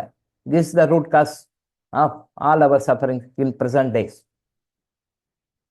அருமையான பாயிண்ட் இது, நல்ல பாயிண்ட் இது, நோட் பண்ணிக்கணும். என் மனைவி மற்றும் உடன்பிறந்த சகோதரிக்கு இது போன்று நல்லதாக தெரியவில்லை. கூட இதையும் சேர்த்துக்கலாம். என் மனைவி மற்றும் உடன்பிறந்த சகோதரிகளுக்கு நடந்தாக தெரியவில்லை, என்னுடைய அம்மாவுக்கும் தெரியவில்லை, என்னுடைய பாட்டிக்கும் தெரியவில்லை, என்ன பொல்லு பாட்டி கொள்ளு பாட்டி எந்த பாட்டிக்கும் யாருக்கும் இதெல்லாம் இல்லை. அப்படியே கடைசியாக வரும்போது தான் என் மனைவிக்கு இல்லை, என் பொண்ணு சகோதரி. பட் ஏன் என் பொண்ணுக்கு மட்டும் எங்கேயோ தப்பு நடக்குது. அந்த எங்கே தப்புனா நம்ம நிறைய சொல்லிட்டு இதெல்லாம் நீங்கள் கரெக்டாக ஃபாலோ பண்ணிங்கன்னா எப்படி வந்து உங்கள் மனைவி, உங்களுடைய உடன் பிறந்தவர்கள், உங்களுடைய அம்மா, உங்களுடைய பாட்டி எப்படி ஆரோக்கியமாக இருந்தார்களோ அதே மாதிரி ஆரோக்கியமாக இருக்க முடியும். நாம் செய்கின்ற தவறுகள் தான் நமக்கே ஆப்புகளாக வருகின்றன. அதை நம்ம மாற்றிக்குவோம் சார். அதை நம்ம பற்றி நிறைய சொல்லிக் கொடுக்குறோம். என் மகளுக்கு வயது 27 ஆகிறது. இன்னும் சில மாதங்கள் திருமணத்துக்கு தயாராகின்ற நிலையில் இதற்கு தீர்வு தெரியாமல் நானும் என் மனைவியும் வேதனையால் அழுகிறோம். அழ வேண்டாம் சார், அழ வேண்டாம், சரி பண்ணிக்கலாம். இப்படி மாதவிடாய் பிரச்சனை பாதிக்கப்படும் கர்மாவுக்கு தொடர்பு 100% இருக்குது. 100% இருக்குது. இன்னும் சில மாதங்களில் திருமணமாக இருக்கா? சரி சார், நீங்கள் கான்டாக்ட் பண்ணுங்கள், நான் கைட் பண்ணுறேன் சார். கைட் பண்ணுங்கள், சரி பண்ணிக்கலாம். எப்பயுமே வந்து நம்ம ஒரு பொண்ணை கொடுக்கும் பொழுது நல்ல ஆரோக்கியமான பொண்ணை கல்யாணம் பண்ணி கொடுக்கணும். பொண்ணை கொடுக்கும்போது ஆரோக்கியமான பொண்ணை கல்யாணம் பண்ணி கொடுக்கணும். அது ஒரு நம்மளுடைய கடமை. நம்மளோட கடமை என்ன? இந்த உலகத்துக்கு ஒரு குழந்தையை பெற்றுக் கொடுக்கும் பொழுது ஆரோக்கியமான குழந்தையை பெற்றுக் கொடுக்க வேண்டும். ஆரோக்கியமான குழந்தையை பெற்றுக் கொடுக்கணும். நோயாளியான குழந்தையை பெற்றுக் ஒரு வகையான தவறு, பாவம். அது உலகத்துக்கு யாரை கொடுக்கணும்? நல்ல ஆரோக்கியமான குழந்தையை கொடுக்கணும். ஆனால் நோயாளிகளை கொடுக்கணும், தப்பு. அதே மாதிரி கல்யாணம் பண்ணி கொடுக்கும்போது நம்ம ஒரு பொண்ணை கொடுக்கும் பொழுது ஆரோக்கியமான ஒரு பெண்ணாக கொடுக்கணும். மாப்பிள்ளை சைட்லையும் அப்படிதான். ஆரோக்கியமான மகனை ஒரு பொண்ணு கல்யாணம் பண்ணி வைக்கணும். ஆரோக்கியமான மகனை ஒரு பொண்ணு கல்யாணம் பண்ணி வைக்கணும். அதே மாதிரி ஆரோக்கியமான ஒரு பொண்ணை கல்யாணம் பண்ணி, இது பெற்றோருடைய கடமை. சில இடங்கள் எல்லா இடத்துலையும் இல்லை, சில இடங்கள் நடக்குது. ஏதோ ஒன்று முன்னாடி அவன் மாட்டின்னு எப்படி லோல் பட போகிறான், பண்ணு கல்யாணத்தை ஏதோ ஒன்று பண்ணி கல்யாணம் பண்ணி கொடுத்துட்றாங்க. நடக்குது. பொண்ணுக்கிட்ட பிரச்சனை இருக்கும், இதை நம்ம சரி பண்ணிட்டு கல்யாணம் பண்ணி கொடுக்கணும்னு நினைக்க மாட்டாங்க. ஏதோ ஒன்று மாட்டிக்கிட்டு ஏதோ கிடக்கட்டும், லோல் போட்டு கிடக்கட்டும், எப்படி ஒன்று அப்படி இப்படி விசாரிச்சு பண்ணி பொண்ணை கல்யாணம் பண்ணி கொடுத்தா போதும் சார், கல்யாணம் பண்ணி கொடுத்துட்றாங்க. மாப்பிள்ளை வீட்டு சைடு அப்படி தான். உன் பிரச்சனையெல்லாம் இருக்குது, ரைட்டு, எவ்வளோ ஒருத்தி மாட்ட போகிறா, மாட்டி வர ஒருத்தி ஏமாந்து போட்டு பின்னால் கல்யாணம் ஆட்டு பின்னால் பார்த்துக்க, ஏதோ இவனுடைய குறைபாடுகளை மறைச்சு கல்யாணம் பண்ணி கொடுத்தாங்க. இது நடக்குது, ப்ராக்டிக்கலாக நடக்குது. இது எங்கே போய் நிற்கணும்? டைவர்ஸில் போய் நிற்கிது. அப்போ டைவர்ஸ் கேஸ் எல்லாம் நம்ம அனலைஸ் பண்ணி பார்க்கும்பொழுது ஒன்று பொண்ணு சைடு ஏதாவது பிரச்சனை இருக்கும், மாப்பிள்ளை சைடு ஏதாவது பிரச்சனை இருக்கும், மறைச்சு கல்யாணம் பண்ணிட்டுருவாங்க. மறைச்சு கல்யாணம் பண்ணலாம், தப்பு கிடையாது. 1000 பொய் சொல்லி ஒரு கல்யாணம் பண்ணு சொல்லியிருக்காங்க பழமொழி. அது காரணத்தோட தான் சொல்லியிருக்காங்க. 1000 பொய் சொல்லி கல்யாணம் பண்ணு அப்படின்னா அநியாயத்துக்கு பொய் கிடையாது, அநியாயத்துக்கு போய் கிடையாது. அநியாயத்துக்கு ஒரு ஒரு பக்கா நோயாளி பொண்ணு அதை போய் அப்படி இப்படி பில்டப் பண்ணி ஒரு பையனுக்கு கட்டி விட்டு அவன் வாழ்க்கை கெடுக்கக்கூடாது. பக்கா நோயாளி பையன், அவனுக்கு நிறைய பிரச்சனை இருக்கு, அவனை போய் ஒரு பொண்ணு மாட்டி விட்டு பொண்ணு லைஃப்பை வந்து அழிக்கக்கூடாது, கெடுக்கக்கூடாது. அது தப்பு. அந்த மாதிரி பொய்களை சொல்லக்கூடாது. சின்ன சின்ன விஷயம், அது மைனர், அதை பற்றி பின்னாடி பேசுவோம், வாய்ப்பு கிடைச்சா பேசுவோம். ஆனால் சின்ன சின்ன விஷயம், ஏன்னா 100% பெர்ஃபெக்ட்னு பார்க்க முடியாது. ஒரு தமிழ் படம் வந்து எஸ்.வி. சேகர் நடித்த படம் மணல் கயிறுன்னு ஒரு படம், பார்த்துருப்பீங்கன்னு நினைக்கிறேன். அருமையான படம், ரொம்ப அருமையான படம். அது நல்ல கருத்துள்ள ஒரு ஆழமான படம். எஸ்.வி. சேகர் இருப்பார், அவர் பொண்ணை வந்து ரொம்ப கண்டிஷன் போடுவார், இப்படி இருக்கணும், அப்படி இருக்கணும், அப்படி இருக்கணும், இப்படி இருக்கணும், அப்படி சொல்லி. அந்த விசு தான் அந்த படத்தில் உள்ள வந்து நாரதர் மாதிரி பண்ணி ஏடாகூடமான பொண்ணை கல்யாணம் பண்ணி வச்சிருவார். அப்புறம் அது ஒரு கதை போகும், கடைசியில் அது இவர் கோச்சிக்குவார், அப்படி ஏமாற்றி கல்யாணம் பண்ணிட்டான் பொண்ணு. பட் அதில் அந்த விசு கேரக்டர் வந்து நல்ல கேரக்டர், அது வந்து விசு கேரக்டர் நல்ல கேரக்டர். எஸ்.வி. சேகர் கேரக்டர் ரொம்ப அநியாயம், இப்படி தான் இருக்கணும், அப்படி இருக்கணும், பொண்ணு ரொம்ப இமேஜின் போதும், ஹையஸ்ட் இமேஜினேஷன். அந்த மாதிரி ஹையஸ்ட் இமேஜின் பண்ணி கல்யாணம் பண்ண முடியாது, பாசிபிள் இல்லை. நம்ம செல்லு முன்ன பின்ன இருக்கும், அவங்க செல்லு முன்ன அப்படி பார்த்து அப்படி கல்யாணம் பண்ணிட்டு போகணும். அது நல்ல கருத்தாட முட்ட படம் அது. இப்போ வாய்ப்பு கிடைச்சா பாருங்கள், அந்த படம் பார்த்துருக்கிறதுக்கு வாய்ப்பு இல்லை. ஏன்னா நம்ம நல்ல படம்லாம் பார்க்கறதுக்கு வாய்ப்பு கிடையாது. நல்ல படம் நம்ம மக்கள் பார்க்கவும் மாட்டாங்க. வீணாக போன படத்தெல்லாம் பார்ப்பாங்க, கேரக்டருக்கு எடுத்து குடிச்சவர் பண்ண படத்தெல்லாம் பார்ப்பாங்க, சந்தோஷமாக ஹாப்பியாக நல்லா 2000 ரூபாய் 5000 ரூபாய் டிக்கெட் போட்டு பார்ப்பாங்க. இந்த நல்ல படங்கள்லாம் ஓடுறதுல பார்க்குங்க, அந்த படம் பாருங்கள், நல்ல கருத்து. அது என்ன கருத்து சொல்ல வர, டேக்அவே மெசேஜ் என்ன? ஒரு படம்னா அந்த டேக்அவே மெசேஜ் என்னன்னு பாருங்க. இப்போ வர படம்லாம் டேக்அவே மெசேஜ் வந்து 0 கூட நெகட்டிவ் தான். இப்போ வர படம், அந்த படத்துல அந்த ஒரு கருத்து என்ன சொல்ல வருது, நீங்க ஒரு பொண்ணை பார்த்து கல்யாணம் பண்ணும்போது நீங்க வந்து ஆட தெரியுமா, பாட தெரியுமா அப்படின்லாம் ரொம்ப பார்க்காதீங்க. அந்த பொண்ணு வாழ்க்கையில உங்க குடும்பத்துக்கு வந்து விளக்கேற்றி வைக்கிற பொண்ணு நல்லா வாழுமா, உங்களை நல்லா வச்சுக்குமா, அந்த குடும்பம் நல்லா நடத்துமா, 4 பேர் மெச்சம் நடத்துக்குமா, எல்லாரும் அனுசரித்து போகுமா, அந்த கேரக்டரை பாருங்கன்ற மாதிரி விசு வந்து அதில் மேரேஜ் புரோக்கரா ஏதோ வருவாருன்னு நினைக்கிறேன், வந்து சொல்லி கொடுப்பார். நல்ல கருத்து. அந்த மாதிரி தான் நம்ம பொண்ணை கொடுக்கணும், பொண்ணை எடுக்கணும், மாப்பிள்ளை கொடுக்கணும், மாப்பிள்ளை எடுக்கணும். அதை முறையை நம்ம தவிர்க்கணும். பின்னாடி அவங்க வாழ்க்கையும் பாதிச்சு, நம்ம வாழ்க்கையும் பாதிச்சு, கோர்ட்டு கேஸுன்னு போயிட்டு எல்லாமே லைஃபே கொலாப்ஸ் ஆயிடுது. அவங்க மறுபிறவு, அந்த மறு திருமணம், இன்னொரு திருமணம், 2வது திருமணம், அது ஆண்களும் பெண்களும் சரி, 2வது திருமணம் பண்ணாலும் கூட அது பிரச்சனை தான், அது தேவையில்லாத பிரச்சனைகள் தான். அது பிறவிகள் தூரம் அடுத்த தொடர் வரும். ஸோ அதனால் என்ன சொல்ல வரோம் அப்படின்னு சொல்லி சொன்னால், ஆரோக்கியமான குழந்தையை கொடுக்கறதுக்கு நம்ம தயாராக வச்சுக்கணும். மேரேஜ் பண்ணி கொடுக்கும்போது நல்லா சரி பண்ணி கொடுங்க. எங்கள் சைடில் தருமபுரி சைட்லலாம் மேரேஜ் பண்ணும்போது பெண்ணுக்கு வந்து கம்பல்சரியாக பேரி மருந்து கொடுத்து எடுக்க வைப்பாங்க. கல்யாணத்துக்கு முன்னாடி கல்யாண பொண்ணுக்கு கம்பல்சரியாக பேரி மருந்து கொடுத்து கிளீன் பண்ணுவாங்க.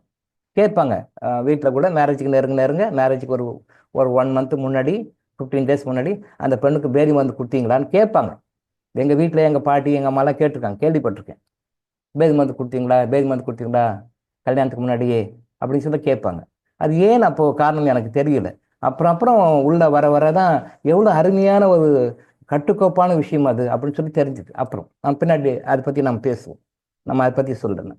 ஏன் கல்யாணம் ஆகும் பொழுது திருமண பெண்ணுக்கு வயிற்று நல்லா குடலை சுத்தம் பண்ணி கொடுக்குறாங்க, அதை முறைப்படி அதை சரி பண்ணி அனுப்புகிறாங்க அப்படின்னு நம்ம பேசுவோம். அதை பற்றி நம்ம பேசுவோம். ஏன் எதுக்காக அது பண்ணுறாங்க அப்படின்னா, அவங்க உடம்புல கல்யாணம் ஆன பிறகு அது வந்து கணவனோட சேர்ந்து தாம்பத்திய உறவு வச்சுக்கும். அதுக்கான வாய்ப்புகள் இது கல்யாணம் பண்ண பிறகு அந்த உறவுகள் இருக்கும், தாம்பத்திய உறவு வச்சுக்கும். அப்போ தாம்பத்திய உறவு வச்சுக்கும் போது இந்த அம்மா உடம்புல இருக்கிற ஆக்டிவிட்டீஸ் அது வந்து அவங்க ஹஸ்பண்டுக்கு பாஸ் ஆகும். அப்போ இவங்க உடம்பு நல்ல கண்டிஷனாக வச்சுக்கிட்டா ஹஸ்பண்ட் ஒய்ஃப் சைடில் வந்து கரெக்டாக இருப்பாங்க. அதே நேரத்தில் இந்த குழந்தை பிறப்பு சமாச்சாரமாக, குழந்தையை பெற்றுக்கொள்வது சமாச்சாரமான சில குறைபாடுகள்லாம் நீங்கிடும். அதை கிளியர் பண்ணி குழந்தை பெற்றுக்கொள்வதற்கு தயாராக அந்த பெண்ணையை தயார் பண்ணி கொடுத்துட்றாங்க. மறைமுகமாக அவங்களுக்கு தெரியல, அதை பெரியவங்க சொன்னாங்க, ட்ரெடிஷனாக கொண்டு வந்துட்டாங்க. குழந்தையை பெற்றுக்கொள்வதற்கு தயாராக அதை சரி பண்ணி கொடுத்துட்றாங்க. பட் இப்போ என்ன நடக்குது, கல்யாணத்துக்கு முன்னாடியே 1 மாதத்துக்கு முன்னாடியே பியூட்டி பார்லர் புக் பண்ணுறதும், இவங்ககிட்ட ரேட் பார்கெயின் பண்ணுறதும், இந்த பியூட்டி பார்லர் பெஸ்ட்டா, அந்த பியூட்டி பார்லர் பெஸ்ட்டா, இந்த என்னென்னமோ பேர்லாம் சொல்கிறாங்க, அந்த பேர் எனக்கு தெரியல. அந்த ட்ரெஸ் எடுக்கலாமா, இந்த ட்ரெஸ் எடுக்கலாமா. ரிசப்ஷனில் வந்து புடவை கட்டுற பொம்பளைங்க இப்போ ரொம்ப குறைவு. ரிசப்ஷனில் போனால் விதவிதமாக போட்டிருக்குதுங்க, விதவிதமான ட்ரெஸ்ஸு. கல்யாண பொண்ணு விதவிதமாக போட்டு நிற்குது. கேட்டால் 5000 20,000 50,000 ட்ரெஸ்ஸுன்றாங்க. ஆமாம், ஒரு பட்டு புடவை பட்டுப்புடவை கட்டக்கூடாது, தெரிஞ்சோ தெரியாமலோ அப்ப கட்டியிருந்தாங்க. இப்ப நம்ம சொல்ற பட்டுப்புடவை கூட வேண்டாம். ஒரு புடவை கட்டி நிக்கலாம் இல்லையா? 10 கல்யாணம் பார்த்தா ஒரு கல்யாணம் தான் புடவை கட்டி நிக்கிறாங்க. ஒரே ஒண்ணுதான், அது கூட இல்லை, 10 கூட இல்லை, 100ல 1ன்னு வச்சுல. 100 கல்யாணத்துல ஒரு கல்யாணம் தான் வந்து புடவை கட்டி நிக்கிறாங்க ரிசப்ஷன்ல. சரி, கல்யாணத்துக்கு ஏதோ வேற வழி இல்லாம கட்டுறாங்க. இன்னும் ஒரு 50-100 வருஷம் கல்யாணத்துக்கு கூட புடவை கட்ட மாட்டாங்க. உண்மையிலேயே பாருங்க, இன்னொரு 50-100 வருஷத்துல கல்யாணத்துக்கு கூட புடவை கட்ட மாட்டாங்க.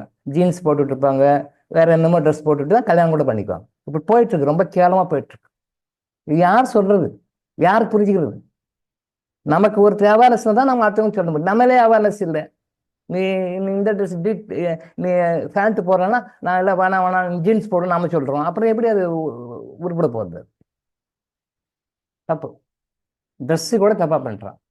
அப்போ எதுக்காக சொல்ல வந்தேன்னா, அப்போ வந்து வேதி மருந்து கொடுத்து கிளியர் பண்ணுவாங்க.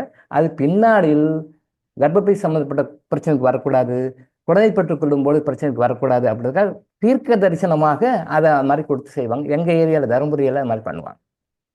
அப்புறம் தான் இது வருது.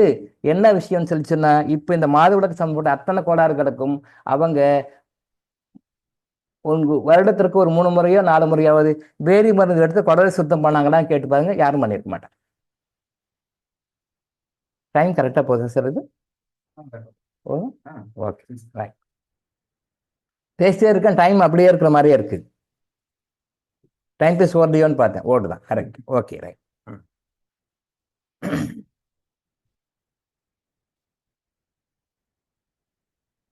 இப்ப இத்தனை பேர் இவ்வளவு பிரச்சனைகள் சொல்லியிருக்காங்க.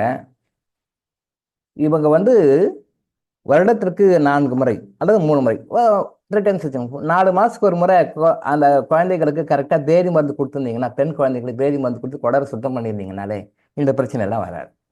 Simple. Root cause. External reason பத்தி பேசிட்டு இருக்கோம், இன்டர்னல் ரீசன் வேற இருக்கு, அதை பத்தி வேற. நம்ம இன்டர்னல் பண்ணி பேசுறோம். எக்ஸ்டர்னலை பத்தி தான் இப்போ மெயினா பேசிட்டுக்கோம். இன்டர்னல் ரீசன், உட்புற காரணங்களை பத்தி அப்புறம் பேசும். இந்த காரணமே எடுத்துக்கோம். வேதி மருந்து ஏன் எடுக்க வேண்டும், வேதி மருந்து ஏன் கொடுத்தார்கள்? அம்மா கிட்ட நான் கேட்டேன், அம்மா ஏம்மா கல்யாணம் பண்ணும்போது எல்லாருக்கும் வேதி மருந்து கொடுக்குறீங்க, ஏம்மா கல்யாணம் பண்ணுறதுக்கு முன்னாடி எல்லாருக்கும் கொடுக்குறீங்க அப்படின்னு சொல்லி கேட்டேன். அம்மாவுக்கு சொல்ல தெரியல, ஆனால் அது நம்ம முறைப்பேன். எல்லாருமே கல்யாணம் பண்ணணும் அப்படின்னு சொல்லி சொன்னால் நம்ம இதில் எல்லாருமே வந்து நம்ம உறவுகளில் எல்லாருமே கல்யாணம் பண்ணுறதுக்கு முன்னாடி அட்லீஸ்ட் ஒரு 15 days 20 days முன்னாடி வேதி மருந்து கம்பல்சரியாக கொடுத்து பண்ணுவோம் அப்படின்னு சொல்லி சொன்னாங்க. என்னோட சிஸ்டருக்கு மேரேஜ் அப்போ கூட மேரேஜுக்கு ஒரு 15 days முன்னாடி வேதி மருந்து கொடுத்து குடலை சுத்தம் பண்ணி கொடுத்தேன். என் சிஸ்டர் கூட அந்த மாதிரி பண்ணாங்க. காரணம் சொல்ல அம்மாவுக்கு தெரியல, அது எங்கள் பாட்டி செஞ்சாங்க, எங்கள் அம்மா செஞ்சாங்க, அது மாதிரி நானும் செய்கிறேன். என் தங்கச்சிக்கும் சொல்லி கொடுக்குறாங்க, அம்மா குழந்தைக்கு இந்த மாதிரிலாம் பண்ணணும். அம்மா அவங்க என்ன கற்றுக்கிறாங்க அதை சொல்லி கொடுக்குறாங்க. பாசிட்டிவ் ரீசன் தெரியல அம்மாவுக்கு, ஆனால் அது ஒரு பாரம்பரியமாக இப்படி செய்வோம் அப்படி சொல்லுவாங்க. பட் உண்மையான ரீசன் என்ன அப்படின்னா, இந்த மாதவிலக்கு கோளாறுகளுக்கு அடிப்படை காரணம் வந்து நம்ம உடம்புல வாய்வு அதிகமாகுது அப்படின்னு சொல்றாங்க. அந்த வாயுடைய பர்சன்டேஜ் வந்து நம்ம 4 மாதங்களுக்கு ஒரு முறை வேதி மருந்து சாப்பிட்டோம்னா குடல் சுத்தமாக இருக்கும். அவங்களுக்கு இந்த பிரச்சனைகள் 100% வரத்துக்கு வாய்ப்பே கிடையாது. இது வந்து மாதவிலக்கு மட்டும் இல்லை, உடம்புல எல்லாத்துக்குமே கம்பல்சரியா. இதை நான் உங்களுக்கு தெளிவாக சொல்றேன், புரிஞ்சுக்கோங்க. இப்போ நாம சாப்பிட்றோம், என்ன சாப்பிட்றோம்? எதை வேணாலும் சாப்பிட்றோம். லிக்விட் சாப்பிட்றோம், சாலிட் ஃபுட் சாப்பிட்றோம், செமி சாலிட் சாப்பிட்றோம், எதை வேணாலும் சாப்பிட்றோம். இப்போ காஃபியோ டீயோ எடுத்துக்கோங்க, அது சாப்பிட்றோம், டம்ளர் வந்து அப்படியே வச்சிடறோம், கழுவுறது இல்லை. அப்போ அது என்ன ஆகும்? கரை பிடிச்சிக்கும். சரி, ஒரு 1 hour 2 hour வச்சுருக்கீங்க, கரை பிடிச்சிக்கும். 2-3 hours வச்சுருக்கீங்க, கரை பிடிச்சிருக்கு. இன்றைக்கி நான் ஹவுஸ் மேடு வரல, இந்த பார்ட் டைம் ஹவுஸ் மேடு வரவங்க இருக்காங்க பார்த்தீங்கன்னா, ஹவுஸ் மேடே வரல, என்ன பண்ணுறது சொல்லி விட்டுறாங்க. 2 நாள் கழிச்சு கழுவுறாங்க. அப்போது அந்த பாத்திரத்தை கரை பிடிச்சிக்குது, நீங்கள் சாப்பிட்ட டீயினுடைய கரை பிடிச்சிக்குது, காஃபியினுடைய கரை பிடிச்சிக்குது. அது நாளாக நாளாக நாளாக அது கெட்டியாகிடுது, அதை கழுவ முடியல. கரெக்டாக சாதாரணமாக உங்களுக்கு தெரியும் இல்லையா? ஒரு பாத்திரம் இருக்குது, நீங்கள் உடனே சாப்பிட்டு உடனே கழுவிட்டீங்கன்னா ஈஸி. அது நாளாக நாளாக விட்டுட்டீங்கன்னா கஷ்டம். இப்போ 2 நாள் 3 நாள் 4 நாள் விட்டுறீங்க, ஏதோ ஒரு 4 நாள் விட்டுறீங்க. அப்போ 4 நாள் கழிச்சு அதுக்கு டம்ளர் கழுவுறீங்க. அப்போது உடனே கழுவுறதுக்கும் 4 நாள் கழிச்சு கழுவுறதுக்கும் வித்தியாசம் இருக்குது. அதே ஒரு 5 மாதம் 6 மாதம் விட்டுறீங்க, அப்போ என்ன ஆகும்? கெட்டியாக பிடிச்சிக்கும். அப்புறம் தேய்ச்சி கழுவணும். நீங்கள் அந்த பார் இந்த பார் அந்த லிக்விட் இந்த லிக்விட் போட்டு க்ளீன் பண்ணணும். சரி, அதானே நடக்கும். இப்போ நம்ம நல்லா பார்த்துக்கோங்க, நாம நிறைய சாப்பிட்றோம், வாய் வழியாக சாப்பிட்றோம். சரி மறுநாள் அது டைஜஷன் ஆகிடுது, எல்லாம் கிளியர் ஆகிடுது அப்படின்னு சொல்லிட்டு மறுநாள் காலையில் டாய்லெட் போகிறோம், ஆனஸ் வழியாக மலவாய் வழியாக மோஷன் வெளில போயிடுது, கிளியர் ஆகிடுது. நீங்கள் நினச்சிட்டு இருக்கீங்க எல்லாருமே வாய் வழியாக சாப்பிட்றோம், அது போகுது, டைஜஷன் ஆகுது, நெக்ஸ்ட் டே வந்து நம்ம மோஷன் போயிடுறோம், கிளியர் ஆகிடுதுன்னு நினச்சிட்டு இருக்கீங்க. நல்லா நோட் பண்ணிக்கோங்க. நாம் என்ன சாப்பிட்டாலும் உடம்புல அது வந்து முழுமையாக வெளியில் வந்துடுது நம்ம நினச்சிட்டாலும் உள்ள அது போகிற பாதை அழுக்காகுமா ஆகாதா? இது நீங்கள் எப்படி அண்டர்ஸ்டாண்ட் பண்ணிக்கலாம்னா, இப்போ சாதாரண புது வீடு கட்டுறவங்கள பாருங்க, புது வீடு கட்டியிருப்பாங்க, இதில் புதுசாக பிவிசி லைன் போடுவாங்க, வாட்டர் பைப் லைன் போடுவாங்க. ஒரு 5 வருஷம் 6 வருஷம் கழிச்சு உள்ள அடைப்பு வரும், தண்ணி சரியாக ஃப்ளோ வராது, அடைக்கிற மாதிரி இருக்கும். என்னன்னு சொல்லி பார்த்தா பிளம்பர் வருவார், கட் பண்ணி பார்த்தா உள்ளெல்லாம் பாசி மாதிரி பிடிச்சிருக்கும். பார்த்துருக்கீங்களா? அந்த பிவிசி பைப்போட டயாமீட்டர் வந்து குறைஞ்சிடும். பிவிசி பைப்போட டயாமீட்டர் வந்து இப்போ ஒரு 2 இன்ச்சுன்னு வச்சுக்கோங்களேன், நீங்கள் போட்டது ஒரு 6 மாதம் 1 வருஷம் இல்லை ஒரு 2 இயர்ஸ் 5 இயர்ஸ் கழிச்சு உள்ள பார்த்தீங்கன்னா டயாமீட்டர் ஒரு 1/4 இன்ச்சு குறைஞ்சிட்டு இருக்கும். பட் உள்ளே போய் செடிமெண்ட்ஸு, அழுக்கு, பாசி எல்லாம் போய் பிடிச்சிட்டு இருக்கும், அப்போது குறைஞ்சிட்டு இருக்கும். பிளம்பர் வந்து பார்ப்பார், சார் எல்லாம் அடைச்சிட்டு இருக்கு சார், ஒன்று பைப்பை போட்டு க்ளீன் பண்ணி போடுவார், அப்படின்னா பைப்பை வேறு மாற்றி போட்டுருங்க சார் அப்படின்னுவார். இதுக்கு உங்களோட அனுபவம் இருக்குது, நீங்கள் கொஞ்சம் புரிஞ்சாலும் தெரியும். இதே மாதிரி நமக்கு எத்தனையோ நீளம் அடி உள்ள குடல் இருக்குது, உள்ள வாய் வழியாக சாப்பிட்றோம், ஆனஸ் வழியாக மோஷனாக மாறி கன்வெர்ட் ஆகி போடுது. அது உள்ள ப்ராசஸ் உள்ளே போகும்போது தொண்டை இது வரைக்கும் நமக்கு தெரியும். நம்ம டெய்லி என்ன பண்ணுறோம், வாஷ் பண்ணிடுறோம், டூத் ப்ரஷ் பண்ணுறோம், கொப்படிக்கிறோம், கார்கிள் பண்ணுறோம், கொப்படிக்கிறோம், அது பண்ணுறோம். இது வரைக்கும் பண்ணிட்டுங்க. அதுக்கு பிறகு என்ன பண்ணுறீங்க? ஒன்றும் பண்ணலை. ஸோ ஆனஸ் மோஷன் பாஸ் பண்ணிடுறீங்க, அப்புறம் வாட்டர் போட்டு கீழே க்ளீன் பண்ணிடுறீங்க, அவுட்லெட்டு வெளியில் க்ளீன் பண்ணுறீங்க. அதை மலை வாயின்னு சொல்லுவோம், குதம்னு சொல்லுவோம் இல்லையா, அதை வந்து க்ளீன் பண்ணிடுறீங்க, ஆனஸை க்ளீன் பண்ணிடுறீங்க. ஸோ இங்கே க்ளீன் பண்ணிங்க, மேலே க்ளீன் பண்ணிங்க, மத்தியில் உள்ளே இருக்க அதை நீங்கள் என்ன க்ளீன் பண்ணிக்கிங்க? இது வரைக்கும் பிறந்ததுலேருந்து எதுவுமே இல்லை. அப்போ பிறந்ததுலேருந்து இன்னைக்கு வரைக்கும் நம்ம வயசுக்கு என்னென்னலாம் சாப்பிட்ருப்போம், என்னென்ன சாப்பிட்ருப்போம், என்ன பண்ணியிருப்போம், எல்லாமே அந்த கரை உள்ள கொஞ்சமாவது இருக்குமா இருக்காதா? நம்ம கழுவுறோம், பாத்திரத்தை வெளில கழுவுறோம், நம்ம உள்ள கழுவுறோமா? கழுவுத. இது உள்ள நாளடைவில் அப்படியே அழுக்காக மாறி வேறு பிரச்சனைகளை உருவாக்குகிறது. இது இன்னொரு ஆங்கிள் உங்களுக்கு சொல்லணும்னா, இப்போ நீங்கள் ஊருக்கு போகிறீங்க, வெளியூர் போகிறீங்க, வீட்டெல்லாம் நல்லா கம்ப்ளீட் ஏர் டைட்டாக க்ளோஸ் பண்ணிட்டு போகிறீங்க. நீங்கள் போயிட்டு ஒரு 10 நாள் கழிச்சு வந்து பாருங்கள், உள்ள கீழே தூசு படிஞ்சிருக்கும், தவிர்க்குவீங்க, கூட்டுவீங்க. ஏசி ரூமில் இப்போ ஏசின்னா அப்போல்லாம் நாங்கள் படிக்கும்போது எங்கள் வாத்தியார் சொல்லி கொடுத்தாரு, தூங்கும்போது ஏதாவது ஜன்னலெல்லாம் திறந்து வச்சுட்டு தூங்கணும், கதவெல்லாம் ஜன்னலெல்லாம் திறந்து வச்சு தூங்கணும், எல்லா கதவும் ஓப்பனாக இருக்கணும், அப்படி தூங்கணும். அப்போ எனக்கு வாத்தியார் சொல்லி கொடுத்தாரு. இப்போ அப்படியே என்ன ஆச்சு, நம்ம தமிழாகிற இந்த வார்த்தையை சொன்னோம்னா உள்டாவா மாறி போச்சு. இப்போ காற்றே வரக்கூடாது, எல்லாம் இழுத்து மூட்டி நல்லா டைட்டாக கதவு க்ளோஸ் பண்ணி தூங்கணும். எப்படி மாறி போச்சு பாருங்க. படம்லாம் போட்டு காட்டினார், படத்தெல்லாம் போட்டு காட்டினார் எங்கள் வாத்தியார். இப்போ ஜன்னல் இப்படி ஜன்னலாம் ஓப்பன் பண்ணி வைக்கணும், எல்லாம் விளக்கி சிறைச்சல் விளக்கி வைக்கணும், நல்லா காற்று வர மாதிரி தூங்கணும்னு சொன்னார். அந்த டெக்ஸ்ட் புக்லையும் அந்த படுத்துருக்க மாதிரி படம் போட்டிருப்பாங்க, டெக்ஸ்ட் புக்லையும் தூங்கும்போது ஜன்னல் திறந்திருக்க மாதிரி டெக்ஸ்ட் புக். இப்போ எப்படி அப்படியே மாறி போச்சு. இல்லை, காற்றே உள்ளே வந்துடக்கூடாது, கதவு நல்லா இட்டு மூடு, எங்கன்னா கேப் இருந்தால் கூட நல்லா ஆடி சுத்தமாக பண்ணு, டோட்டலாக டம்ப் பண்ணிட்டு உள்ளே தூங்கு, காற்றே வரக்கூடாது. இல்லை, காற்றே வரக்கூடாது, நல்லா கொஞ்சம் கதவு கேப் இருந்தால் இல்லை, முடுங்க க்ளோஸ் பண்ணி மூடுங்க, கப்ப மூடுங்க, காற்று உள்ளே வரக்கூடாது மாதிரி வந்துட்டோம், முழுக்க நம்மளை மாற்றிட்டோம். அது சிஸ்டமா, இது சிஸ்டமா? அப்போ இந்த சிஸ்டம் நான் இதான படணும், ஏசி எல்லாம் போட்டு நல்லா கம்ப்ளீட்டாக முடிச்சு காற்றே வரக்கூடாது, அந்த க்ளோஸ் பண்ணிட்டு ஏர் டைட்டாக முடிச்சுட்டு படுக்கிறோம். எப்படி ஏர் சர்க்குலேஷன் வரும்? அவன் 1000 விஞ்ஞானம் சொன்னால் கூட அதை உள்ள ஏசியில் வருது சார், வெளியே போகுது சார், போச்சுன்னு 1000 விஞ்ஞானம் சொன்னாலும் கூட உள்ள கண்டாமினேட் காற்று தான். அந்த காற்று கண்டாமினேட் காற்று தான். எங்கள் என்னதான் ஏர் பியூரிஃபையர் வச்சு என்னதான் க்ளீன் பண்ணாலும் கூட, அவங்க 1000 வழக்கம் சொன்னாலும் கூட அது வந்துட்டு கண்டாமினேட்டட் ஏர் தான். அதை நம்ம சுவாசிக்கிறோம், நோய் வரத்தான் செய்யும். நம்ம தான் வாங்கலான்னு வரவே இருக்கிறோம். அப்போ என்ன பண்ணுறோம்? ஏசி போட்டால் நோய் தான் வருவோம். கம்ஃபர்டபுளாக இருக்குது, அது என்ன இப்போ எல்லாத்தையும் ஏசியாக போச்சு, எல்லாருக்கும் நோய் தான். அப்போ நான் மருந்து சாப்பிட்டேன், எனக்கு நோய் சரியாக போய் டாக்டர் வேஸ்ட்டு, அப்புறம் பிரச்சனை ஆகி போச்சு, டாக்டர் ஆப்ரேஷன் பண்ணிட்டாரு, டாக்டர் வேஸ்ட்டு, அவர் ஏமாத்துறாரு. அப்புறம் இந்த ஹாஸ்பிட்டல் இப்படி ஏமாத்துறாங்க, அப்படி ஏமாத்துறாங்க, டாக்டருங்க சரியில்லை, கொள்ளடிக்கிறாங்க, அநியாயம் பண்ணுறாங்க, அப்படின்னு நாம் ஒரு பக்கம் புலம்பின்னு கிடக்கும். யார் தப்பு? நம்ம தப்பு. நீங்கள் அந்த மாதிரி போகிறதுக்கு இடம் நீங்கள் ஏன் கொடுக்குறீங்க? நம்ம சைடில் தப்பு வச்சு நம்ம அடுத்தவங்களை குறை சொல்லிட்டு இருக்கோம். அடுத்தவங்களை நம்மளை மாற்றணும். கர்மாந்தியங்க சொல்லிக் கொடுக்குது, முதல்ல நீங்கள் உங்களை மாற்றுங்க, உங்களை நீங்கள் மாற்றுனீங்கனாலும் இடம் மாறிடும் ஆட்டோமேட்டிக்காக. நம்ம அவங்களெல்லாம் குறை சொல்லக்கூடாது. டாக்டருங்க அநியாயம் பண்ணுறாங்க, ஆப்ரேஷன் செலவு பண்ணுறாங்க, நிறைய சார்ஜஸ் வாங்குறாங்க, நிறைய செலவுகள் வைக்கிறாங்க. டாக்டர்லாம் குறை சொல்லக்கூடாது. அது சொல்ல வைக்கிறது நம்ம தான். நீங்கள் உடம்பு சரியில்லைன்னு போகிறதுனால தான் அவங்க செய்கிறாங்க. அவங்களுக்கு தெரிஞ்சு அவங்க செய்கிறாங்க. நீங்கள் உங்களை மாற்றிக்கணுமில்ல. நல்லா கம்பளை ஈட்டு போச்சு 27 வை, 28 வை, 30 வை, 15 வை நீங்கள் வச்சுக்கிட்டா அது யார் பண்ணுறது? நம்ம தான். இதான் தப்பு. ஏதோ பேசணும், டைவெர்ட் ஆகிட்டோம். பேதி மருந்தை பற்றி பேசு. எஸ், பேதி மருந்து கொடுக்குறோம். நீங்கள் நல்லா ஏர்டைட் ரூம் மூடிடுங்க. 10 நாள் கழிச்சு விட்டு போய் பாருங்கள். ஏர்டைட் பண்ண ஏசி ரூமில் கூட தூசி இருக்கும். ஏர்டைட் பண்ண ஏசி ரூமில் கூட தூசி இருக்குது. அதை க்ளீன் பண்ணணும். வீட்டெல்லாம் கம்ப்ளீட்டாக க்ளோத் பண்ணிட்டு போகிறீங்க, அப்பயும் தூசி இருக்குது, பண்ணணும். எப்படி வருது அந்த தூசி? கொஞ்சம் யோசனை பண்ணி பாருங்கள். எப்படி வந்தது? நீங்கள் தான் ஏர்டைட் பண்ணிட்டீங்க, யாரும் உள்ள நடமாட்டமே கிடையாது. 10 நாள் கழிச்சு உள்ளே வரீங்க, ஏன் தூசி வருது? அது நேச்சுரல் சில சிஸ்டம் இருக்குது, உங்களுக்கு தெரியாது. அந்த சிஸ்டம் இருக்குது. அது வந்து சித்தர்களுடைய சயின்ஸை தெரிஞ்சால் தான் அது புரியும். தெரியாது, நாமளும் இப்போ இருக்கணும். இதே மாதிரி தான் நம்ம உடம்புல உள்ள பேக் பண்ணி கரெக்டாக வச்சுருந்தாலும் கூட உள்ள தூசிகள் ஃபார்மேஷன் ஆகின்றன, அழுக்குகள் ஃபார்மேஷன் ஆகின்றன. நம்ம உள்ள பேக்கடாக இருக்கிறோம், உள்ள எதுவுமே என்டர் ஆகாது அப்படின்னு நாம் நினச்சிட்டு இருக்கோம். இப்போ எப்படி ஏசி ரூமுக்கு பூடி வச்ச வீட்டுக்கு உள்ள தூசி வருது, நம்ம பெருக்கினா கூட்டினா தூசி வருகின்றதோ, தொடச்சா அடுக்கு போகின்றதோ, எங்கேருந்து வருது உங்களுக்கு தெரியல, ஆனால் வருது. இதை மறக்க முடியுமா? இல்லை. அதே மாதிரி தான் நம்ம உடம்பையும் அந்த அடுக்குகள் ஃபார்மேஷன் ஆகின்றன. ஒன்று ப்ளஸ் அடிஷ்னலாக நம்ம சாப்பாட்டில் எல்லாமே சாப்பிட்றோம். ஒரு நாளும் வாய்க்கு கீழே ஆனஸ்க்கு மேலே நம்ம உள்ள க்ளீன் பண்ணவில்லை. அப்போ உள்ள அடுக்கு நீக்கும்.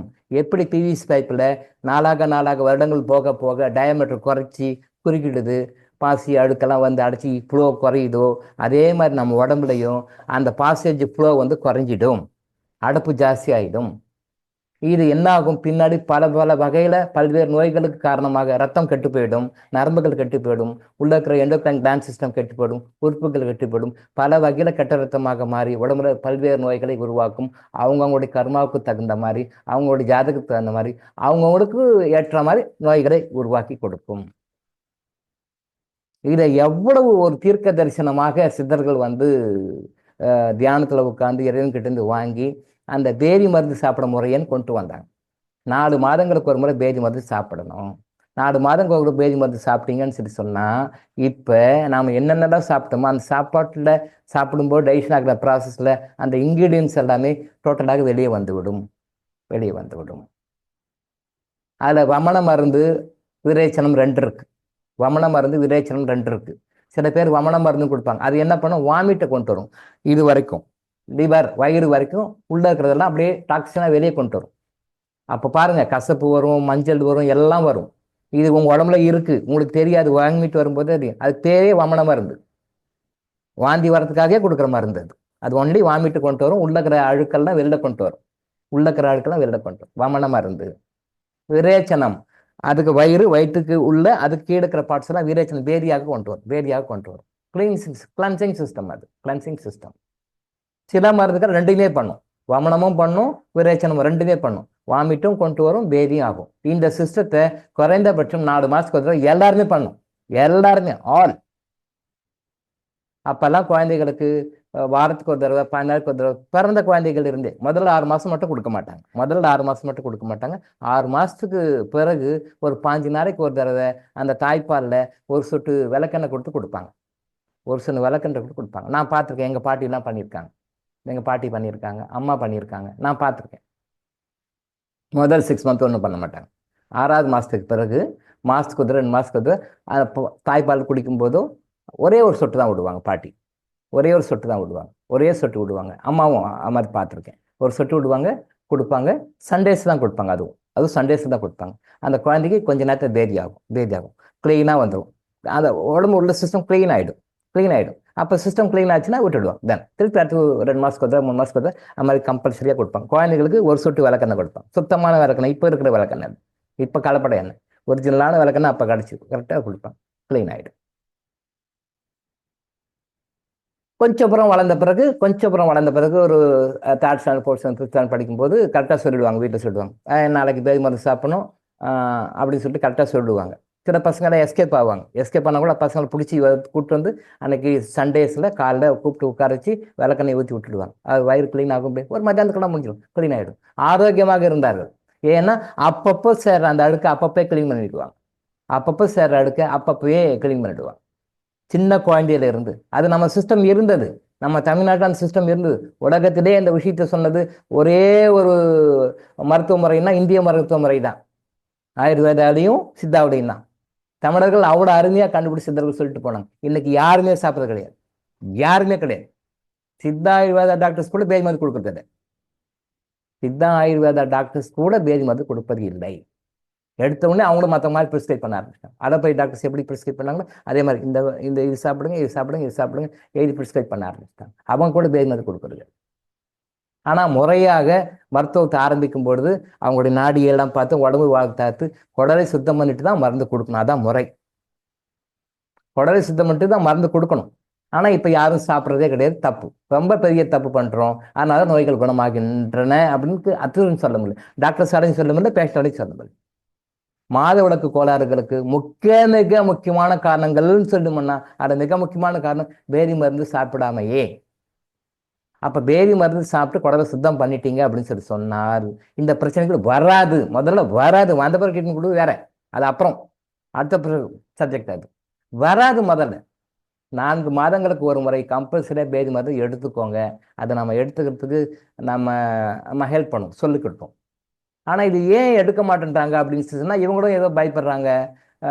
நவீன மருத்துவம்னு சொல்கிற அந்த மருத்துவர்கள் இதெல்லாம் சாப்பிடக்கூடாது, உடம்புக்கு இது கெடுதல், அப்படி இப்படின்னு சொல்லிட்டனால தான் எண்ணெய் தேய்ச்சி குளிக்கிறதையும் விட்டுட்டாங்க, தலைக்கு எண்ணெய் வைக்கிறதையும் விட்டுட்டாங்க, பேதி மருந்து சாப்பிட்றதையும் விட்டுட்டாங்க.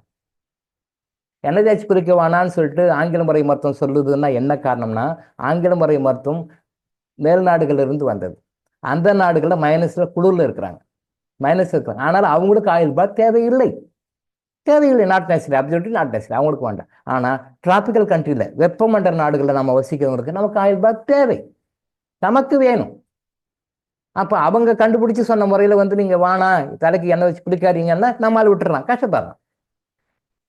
எண்ணெய் தேய்ச்சி கரெக்டாக முறையாக குளிக்கிறவங்களுக்கு பேரலிசிஸ் எப்பவுமே வராது, நோட் பண்ணிக்காங்க. பக்கவாதம், பாரிசவாதம் வரவே வராது. 90% ரொமாட்டிக் ப்ராப்ளம் வராது. கை வலி, கால் வலி, மூட்டு வலிலாம் வரவே வராது. சிம்பிள். எத்தனை பேர் செய்கிறாங்க?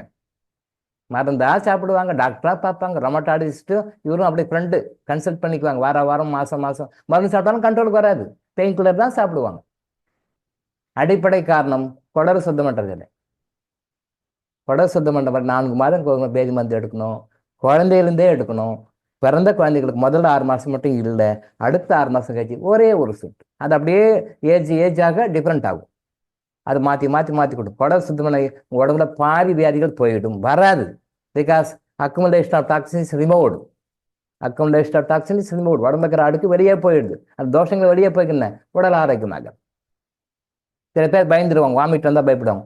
It is a good symptom. அது பேதி மருந்து சாப்பிடும்போது. இப்போ இல்லை, நீங்கள் மற்ற டைமில் கண்டதையும் சாப்பிட்டு வாந்தி வருது, அது பிரச்சனை இல்லை. அது ஏதோ ஏடக்கூடமாக சாப்பிட்றீங்க, வாமிட் வருது. பட் வமன மருந்து சாப்பிட்டு வாந்தி கொண்டு வரது உள்ள இட் இஸ் கெட்டிங் கிளான்ஸ்டு, உள்ளேருந்து க்ளீன் ஆகுதுன்னு அர்த்தம். சில பேர் பேபி மருந்து நான் சொல்லும்போது, டாக்டர் சார் நான் ஏற்கனவே பேபி ஆச்சு சார், 2 டைம் 3 டைம் ஆச்சு சார், போன வாரம் கூட பேபி ஆச்சு சார், அதனால் பேபி மருந்து சாப்பிடணுமா சார்னு கேட்டாங்க. அது புரியாமல் கேட்குறாங்க.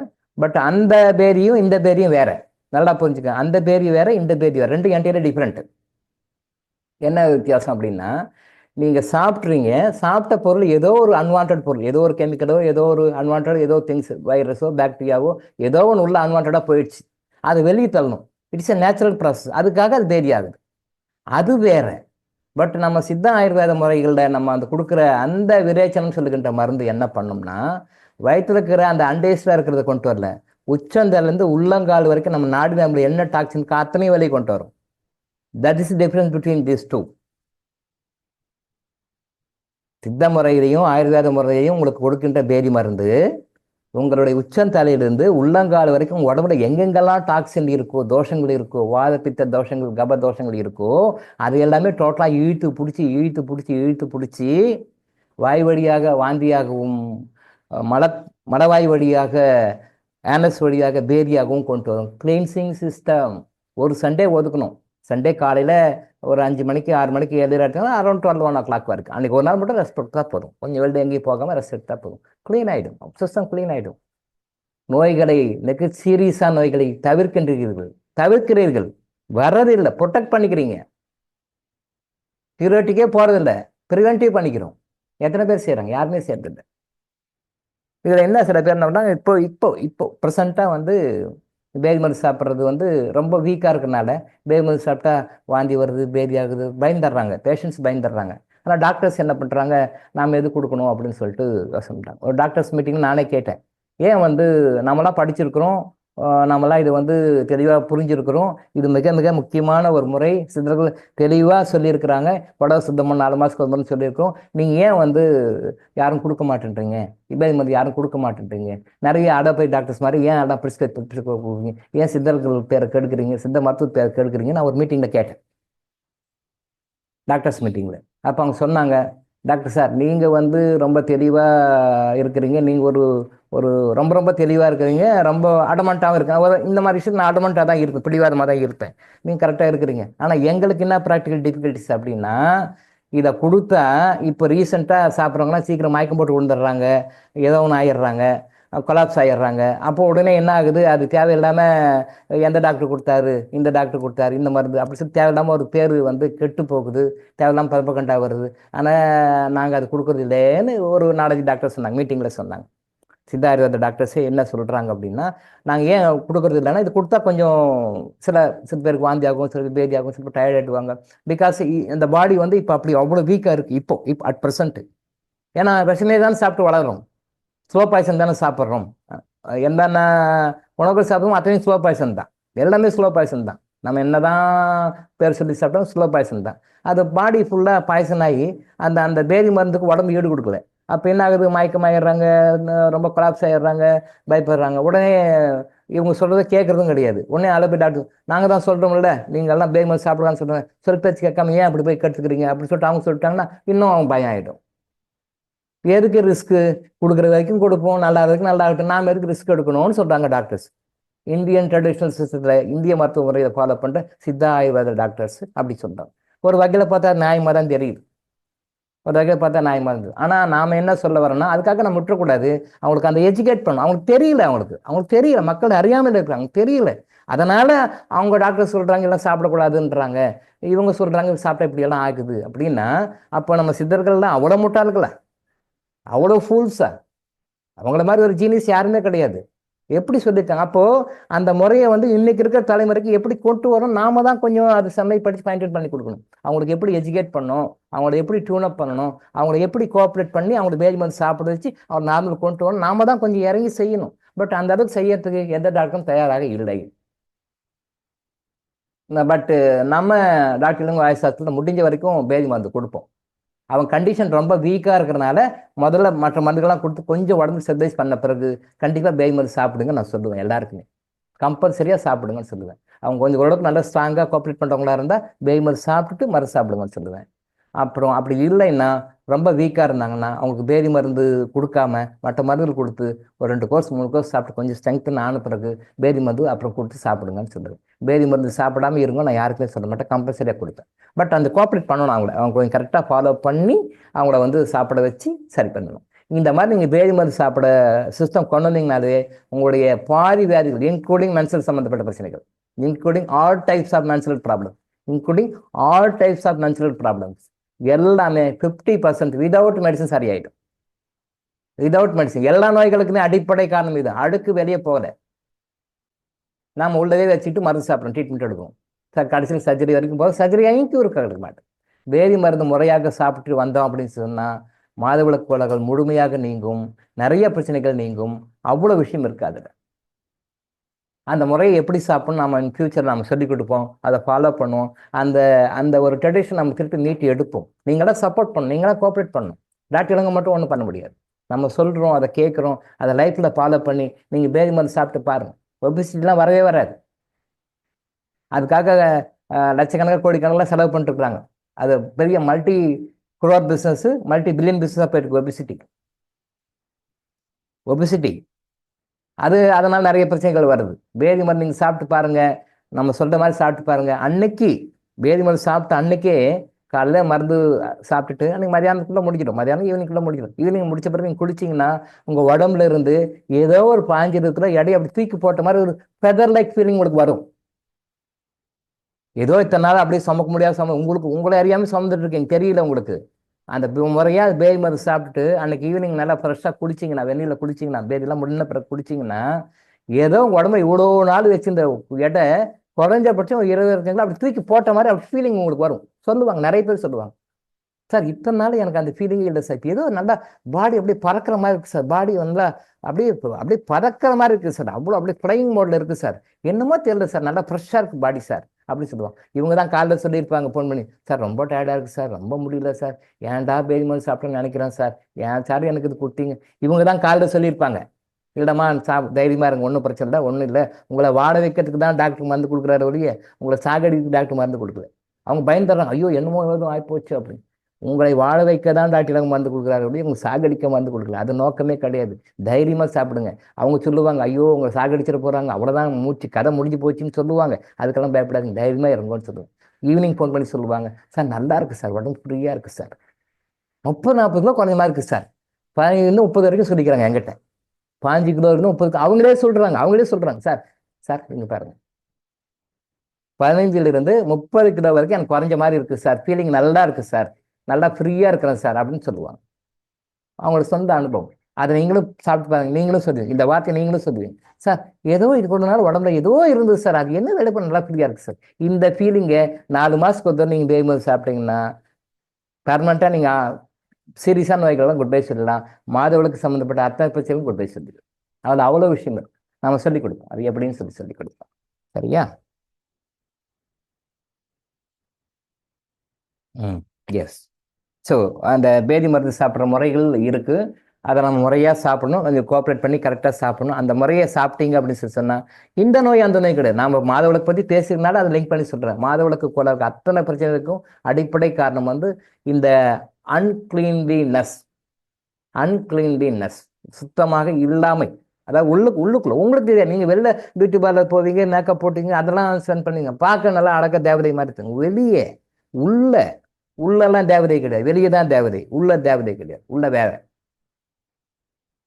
அதை உள்ள நம்ம சரி பண்ணிட்டோம்னா வெளியே சரியாயிடும். ஆண்களுக்கும் அப்படித்தான் சரி பண்ணி நல்ல எல்லா பிரச்சனையும் செட் பண்ணி கிளீன் பண்ணி சரியாயிடும். உடம்பு அவ்வளோ இருக்கும். ஆனால் இது ஒரு கடமையாக வைத்துக் கொள்ளுங்கள்.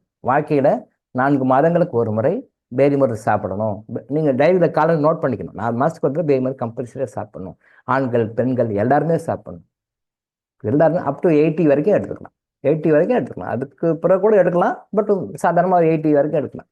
இப்போ யாருக்கும் பேதி மருந்தே கொடுக்குறதில்ல, அப்படியே கொடுத்தாலும் 30-40க்கு மேலே கொடுக்குறதில்ல. நிறைய நான் பார்த்து கரெக்டாக பார்த்து எப்படி கொடுக்கணுமோ கொஞ்சம் கண்டக்ட் பண்ணி கரெக்டாக பார்த்து ஜாகிரதையாக அண்டர் மை கண்ட்ரோல், என்னுடைய சூப்பர்விஷனில் கரெக்டாக கொடுத்து சரி பண்ணி, அது அவ்வளோ அருமையான நோய் நீக்கும் மருந்து, நோய்களை தடுக்கும் மருந்து, சர்ஜரிக்கு தேவை ஏற்படாத ஒரு மருந்து, எல்லா நோய்களுக்கும் சகல விதமான நோய்களுக்கும் அது அடிப்படை காரணமாக தேவைப்படுகின்ற சர்வரோக நிவாரணி சொல்லப்படுற ஒரு மருந்து. இதில் அவ்வளோ விஷயம் இருக்குது. இந்த சிஸ்டம், பிரிட்டிஷ் சிஸ்டம் வந்த பிறகு எல்லாம் போயிடுச்சு, நாம் திருப்பி அதை கொண்டு வந்து வருவோம். அப்போ ஆரோக்கியத்தை பற்றி நீங்களே சொல்லுவீங்க, எனக்கு இப்போ நல்லா இருக்குது அப்படின்னு. நம்ம அது ஹெல்ப் பண்ணுவோம், அது நாம் செய்வோம். சரியா? இன்னைக்கு நம்ம இதோட முடிச்சுப்போம். நாளைக்கு மறு கேள்வி நம்ம தொடரலாம். மணி 7 ஆச்சு, முடிச்சுப்போம். நாளை மீண்டும் சந்திப்போம். சரியா? நன்றி.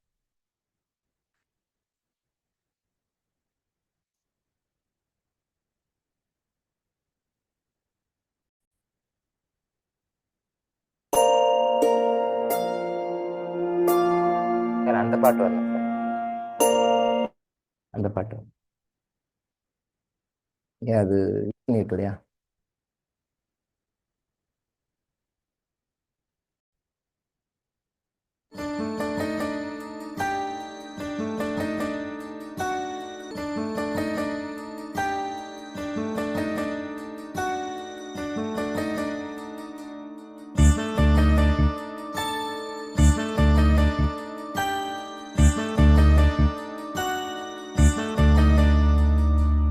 எப்போது நீ அறிவாயோ அப்போதே சாந்தி அடைவாய்.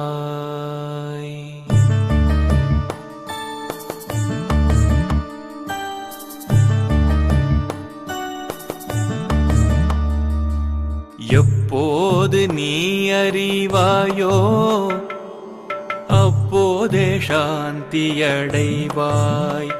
இதை எப்போது நீ அறிவாயோ மனமே அப்போதே சாந்தியடைவாய். இப்பாரில் எப்போதும் எல்லாம் இறை அருளால்,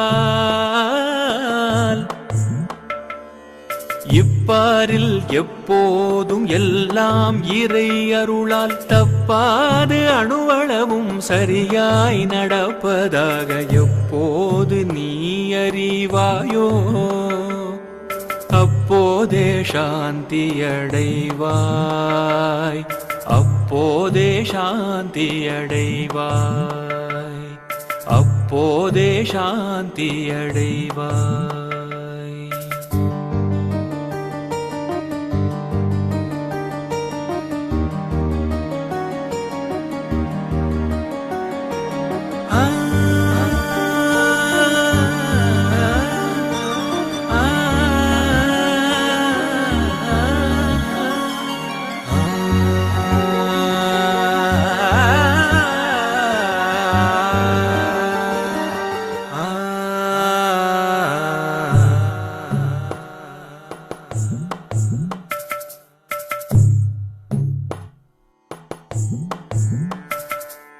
முற்போது தர்மம் என்றும் தற்போது அதர்மம் என்றும்,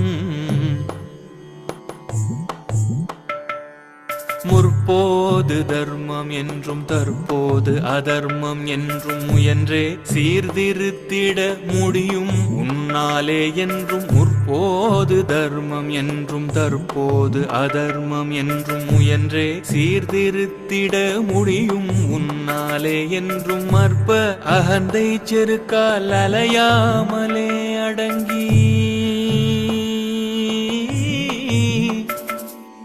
அற்ப அகந்தை செருக்கால் அலையாமலே அடங்கி ஆண்டவன் ஆட்சியில் அதர்மமே இல்லை என்று எப்போது நீ அறிவாயோ அப்போதே சாந்தியடைவாய்.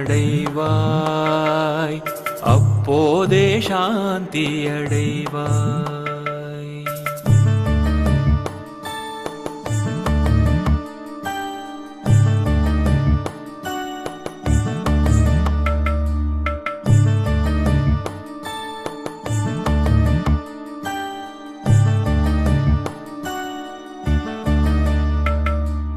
எழுந்த உன் எழுச்சியால் எண்ணம் செயல் சொல்லாக,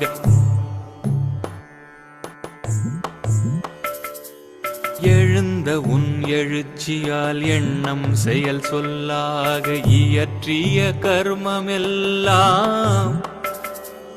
எழுந்த உன் எழுச்சியால் எண்ணம் செயல் சொல்லாக இயற்றிய கர்மமெல்லாம் இறைவனை நீங்குவதே.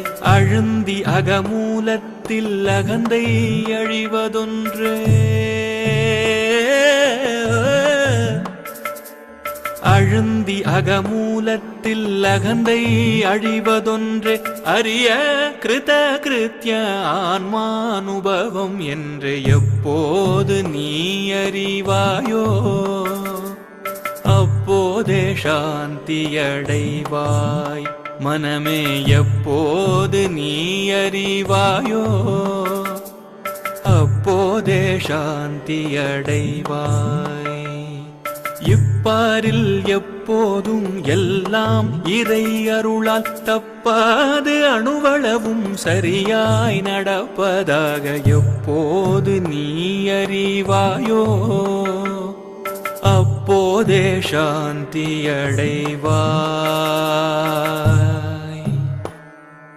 அப்போதே சாந்தி அடைவாய்.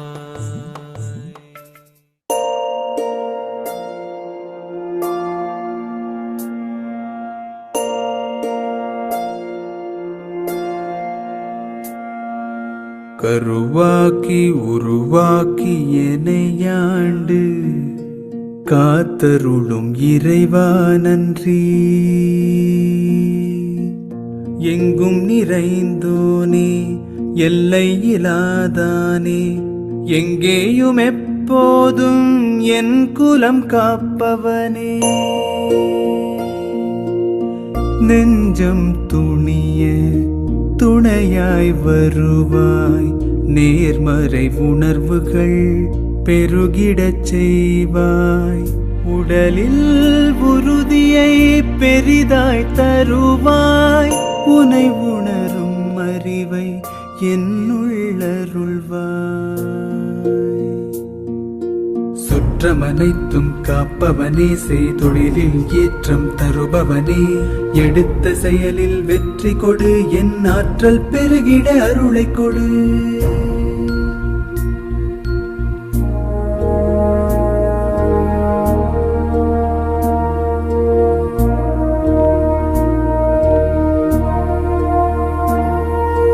கருவாக்கி உருவாக்கி எனையாண்டு காத்தருளும் இறைவா நன்றி வல்லமை தந்து நீ வளர்ச்சி கொடு அகத்திலும் புறத்திலும் மலர்ச்சி கொடு வளர்ச்சி கொடு வளர்ச்சி கொடு வளர்ச்சி கொடு மலர்ச்சி கொடு